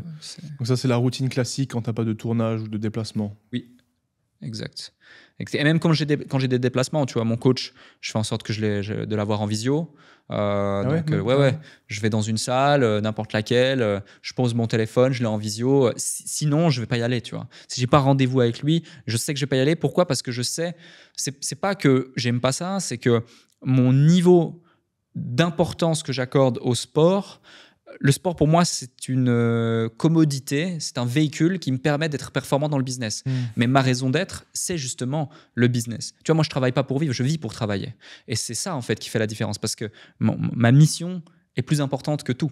Et du coup, je sais que j'utilise le sport pour servir ma mission et pas parce que je suis passionné de sport. Même si ça a changé ma vie, même si je suis passé de timide introverti, je faisais 25-30 kilos de moins voilà, en 2000, pas que je te dise de bêtises, 2015-2016, tu vois, je commence à me mettre au sport et à la muscu. J'étais quelqu'un d'autre. Vraiment, j'étais quelqu'un d'autre. Tu n'as même pas idée de qui j'étais. Personne n'aurait misé 1 franc sur moi, 1 euro sur moi. Donc, il y a beaucoup de choses qui ont changé grâce à ça. Tu vois, j'ai commencé dans ma cave avec la méthode Lafay, où je faisais des dips, des tractions. J'avais 2 chaises de jardin et je mettais une pile de bouquins d'un côté, ma mère de l'autre, pour essayer de faire balance. Donc ouais, dans ma cave, pendant presque 1 an et demi, 2 ans, à manger des 4 quarts, j'avais acheté les 2 bouquins, tu sais, avec le bouquin de recettes, et il disait faites des gâteaux 4 quarts pour avoir des calories. Je me rappelle ça. Et ouais, la belle époque. Et du coup, à ce moment-là, tu vois, je faisais 48 ou 52 kilos, tu vois, tout mouillé. Donc ouais, il y a pas mal de choses qui ont changé. Énorme. Je vais t'envoyer un message sur WhatsApp tous les matins à 11h. Hop, on s'entraîne. Ouais, t'inquiète, tu peux. Ok, donc ça, c'est la routine. Ouais. Et ça te tient à cœur d'avoir cette routine fixe. Par exemple, l'entraînement, tu pourrais pas... Le mettre plus tard ? Non, le t'entraîner quand tu le sens dans la journée. C'est important pour toi d'avoir cette notion fixe. Alors, en fait, si tu veux, c'est le seul moyen pour moi de tenir mon agenda. Si maintenant, on prend mon agenda et qu'on regarde, les 3 prochaines semaines, il m'est difficile de trouver 1 quart d'heure ou une demi-heure de libre. Tu vois, d'ailleurs, nous deux, on a planifié ça plusieurs semaines à l'avance. Et j'étais super content et j'ai fait en sorte qu'on puisse planifier ça plusieurs semaines à l'avance parce que je sais que c'est impossible. Tu as des gens qui m'écrivent et qui m'appellent « Ouais, t'es dispo pour un call, ouais, t'es dispo pour manger ?» Non, je suis pas dispo. Tiens, un lien, prends rendez-vous, machin. Ouais. Et ça peut poser problème et il y a des gens qui peuvent dire ouais, « J'ai toujours un peu de place pour l'imprévu, si nécessaire, s'il y a une urgence, s'il y a un truc, bien sûr. » Mais pour les grosses tâches, pour les gros sujets, pour les rendez-vous, pour les tournages, pour ci, pour ça, voilà. Donc, tout est déjà planifié bien à l'avance. Et pareil pour ce qui est du sport. Et du coup, je sais que voilà, tous les jours, de 10h à 13h, c'est bloqué ces 3 heures. Ça inclut le déplacement, le cardio, le sport, la douche, manger, préparer. Et je sais que voilà, c'est ton non négociable. C'est non négociable. Aucun créneau, aucun rendez-vous à 11h le matin. Exact. Tu l'as lu, The One Thing ? Ouais. Ça me fait penser à ça beaucoup. Ouais, bien sûr. Tu te mets ton truc, même si c'est la femme de ta vie qui doit manger avec toi, c'est... Non. Exact. Intéressant. Et t'as déjà eu des retours négatifs par rapport à ça ? Bien sûr. En mode, c'est bon gros. Ouais, bien sûr, bien sûr. Il y en a plein. Tu prends à cœur ou tu t'en fiches ? Pas du tout. Ouais. Non, pas du tout, parce qu'en fait, si tu veux, je sais pourquoi je fais ça. Et bien sûr qu'en plus, au départ, quand tu te lances... Maintenant, aujourd'hui, j'ai la chance d'avoir un entourage, un environnement qui me comprend, qui sont des entrepreneurs, donc ont conscience de tous ces trucs. Même certains entrepreneurs qui ont une belle réussite, qui ne sont pas organisés et tout. Donc, tu vois, tu peux aussi réussir sans être extrémiste. Oui, clairement. Après, j'arrive à trouver des moments, du plaisir, du kiff, voir des amis, avoir une vie personnelle, prendre du temps avec ma famille, etc. Et c'est important d'avoir un équilibre. Mais mes aspirations, mes objectifs, si je veux être cohérent avec moi, vu que j'ai de grandes ambitions, de grands objectifs, je ne peux pas ne pas être organisé et pas mettre ça en place. Donc, c'est vraiment capital. Et les gens à qui j'accorde du crédit lorsqu'ils me donnent des conseils, ce sont des gens qui méritent ce crédit-là et qui ont eux-mêmes les résultats que je désire. Je ne dis pas que je n'ai pas une ouverture d'esprit au point d'apprendre des choses de gens on peut apprendre des choses de tout le monde, tu vois. Mais par contre, ceux qui viennent challenger une réflexion ou critiquer alors qu'ils n'ont jamais rien fait, jamais mis en place et qui soi-disant, ils pensent que, ou ils ont lu ça, ou ils ont entendu ça, ou machin, pour moi, ça n'a pas beaucoup de valeur. C'est un honneur pour moi, il a pris toute la journée là. Non, c'est cool. Du coup, aujourd'hui, pour rester un petit peu sur toi, 28 ans. Ouais. Parce qu'on n'a pas préparé de chiffres, je t'avais dit en off, mais pour cibler à peu près plus de 10 millions de chiffres d'affaires, en gros. C'est quoi la suite de la vie pour toi? Comment tu te vois, Alec, 50 ans, déjà à Dubaï, marié, famille, entreprise? Ouais, ça fait partie de mes OKR. Moi, je veux fonder une famille, continuer à être performant dans le business, dans le sport, continuer à faire de l'impact. Donc, je dirais simplement plus de la même chose. C'est un concept qui me parle, plus de la même chose. Mais surtout aussi, rester fidèle à mes valeurs, à la personne que je suis, et garder une vraie ligne directrice et une trajectoire qui est claire, ne pas me perdre en route. Parce que j'ai vu des gens qui parfois se sont perdus en route et c'est important pour moi. La même croissance, même quotidien pour les 20 prochaines années, ça te conviendrait? J'aime ma vie. Ou tu voudrais plus de croissance et Non, j'aime ma vie, j'aime mon quotidien. Après, plus de croissance, on le veut tous. Est-ce que je ferai toujours la même chose dans 20 ans? Je ne sais pas. C'est trop loin, tu vois, pour moi. J'ai pas une vision à 20 ou 30 ans. J'ai une vision à 2, 3, 4, 5 ans. Tu vois, tu m'aurais dit il y a 5 ans, tu vas être la personne que tu es aujourd'hui. Je t'aurais rigolé, tu vois. Ouais. Vraiment, mais arrête. Là, je t'aurais dit redescends. Tu vois, j'aurais été ce genre de personne qui, j'ai un rêve et je te dis redescends, tu vois. Parce que j'avais pas le niveau de conscience de. Donc, c'est pour ça que je dis, il faut même pas en vouloir à ceux qui vont vouloir vous faire redescendre ou autre. Ils n'ont pas le même niveau de conscience, ils n'évoluent pas dans le même paradigme. Et ayant fait ce chemin, j'en ai vraiment conscience. Donc non, ce qu'on peut souhaiter, c'est juste plus de la même chose, rester fidèle à ses valeurs, continuer à avoir de l'impact. Le chiffre d'affaires, c'est bien, mais un, ça fait pas tout. Deux, c'est facile de faire beaucoup de chiffre d'affaires quand tu as plusieurs boîtes. Aujourd'hui, je suis dans plein de boîtes, je suis au capital de plein de structures. Heureusement quand même, parce qu'il y a plus d'une centaine de personnes qui gravitent et qui travaillent au quotidien dans ces différentes boîtes, etc. Même bien plus. Donc l'inverse serait inquiétant où ça pourrait pas suivre et tourner. Ce qui compte, c'est l'impact. Ce qui compte, c'est faites quelque chose que vous aimez et voilà. Et t'es heureux aujourd'hui? Ouais, je pense que je le suis. Je me pose beaucoup la question. Et heureux, c'est subjectif parce que c'est quoi être heureux finalement? Mais à toi de le dire. Mais ouais, c'est un sentiment de bonheur, de bien-être et d'épanouissement personnel au quotidien par rapport à ce que tu fais et une sorte d'alignement justement par rapport à tout ça. Donc je pense que je le suis. J'ai beaucoup culpabilisé avec cette question parce que pendant longtemps, moi, on en parlait dans l'épisode où justement tu disais que tu étais assez fermé au niveau de tes émotions et que tu pouvais être perçu comme un cœur de pierre. Tu avais utilisé ce terme-là. C'était mon cas. Par beaucoup, de moins en moins maintenant, et j'ai appris justement à travailler là-dessus, en me formant, en étant même suivi par un psy, etc., tu vois, pour mieux comprendre qui je suis, et tu vois, aller chez un psy, c'est souvent perçu comme quelque chose de négatif, et quand on a un problème, etc., moi j'avais aucun problème perceptible, croissance et tout, je me dis, ok, je veux apprendre à mieux comprendre, mieux me connaître, et je ne suis pas équipé, vu qu'à la base j'étais un cancre à l'école, pour comprendre tous ces éléments, et ça m'a énormément aidé sur bon nombre de sujets pour m'aider moi-même et pour aider mon prochain. Donc je dirais oui à l'heure actuelle. Sinon, je ne ferais pas ce que je fais parce que j'ai la liberté de faire ce que je veux. De switcher si jamais tu sens pas un manque de quelconque aujourd'hui. C'est ça. Intéressant. Il y a une question que je pose parfois, parce que là, je crois qu'on va arriver à la fin tout doucement. Bon, c'est un switch un peu abrupt, mais je pense que moi, c'est une question qui me fascine, entre guillemets. Est-ce que tu as peur de la mort? Non. Non. Mon père est parti trop tôt, malheureusement. Ça m'a plus fait de la peine pour ma demi-sœur et pour lui que pour autre chose. Parce que de toute façon, tu peux pas lutter contre la mort, tu peux pas faire face, c'est comme ça. Là, en ce moment, j'en ai parlé dans un podcast, c'est pour ça que je peux en parler ouvertement. Ma mère a un cancer. Et c'est pas forcément positif, ça se passe pas forcément bien, malheureusement. Du coup, il y a des grandes questions qui se posent, il y a des enjeux, on ne sait pas comment ça va tourner, on se prépare au pire. C'est la seule personne qui me reste. J'ai encore mes grands-parents, mais je suis pas forcément du côté de mon père, mais je suis pas forcément très très très proche non plus d'eux. Frères et sœurs, du coup. J'ai une demi-sœur du côté de mon papa, mais avec mon père, c'était une relation particulière. Elle est encore trop jeune aujourd'hui, mais par la suite, je me manifesterai comme il se doit pour pouvoir aussi lui apporter et être là pour elle si elle en a besoin. Mais tu vois, non, j'ai pas peur du tout. Ça fait partie de la vie. La mort fait partie de la vie et c'est des choses que l'on ne peut pas maîtriser. On ne peut pas lutter contre ça. On ne peut pas lutter non plus contre le marché, on ne peut pas lutter contre la vague, on ne peut pas lutter contre une réalité.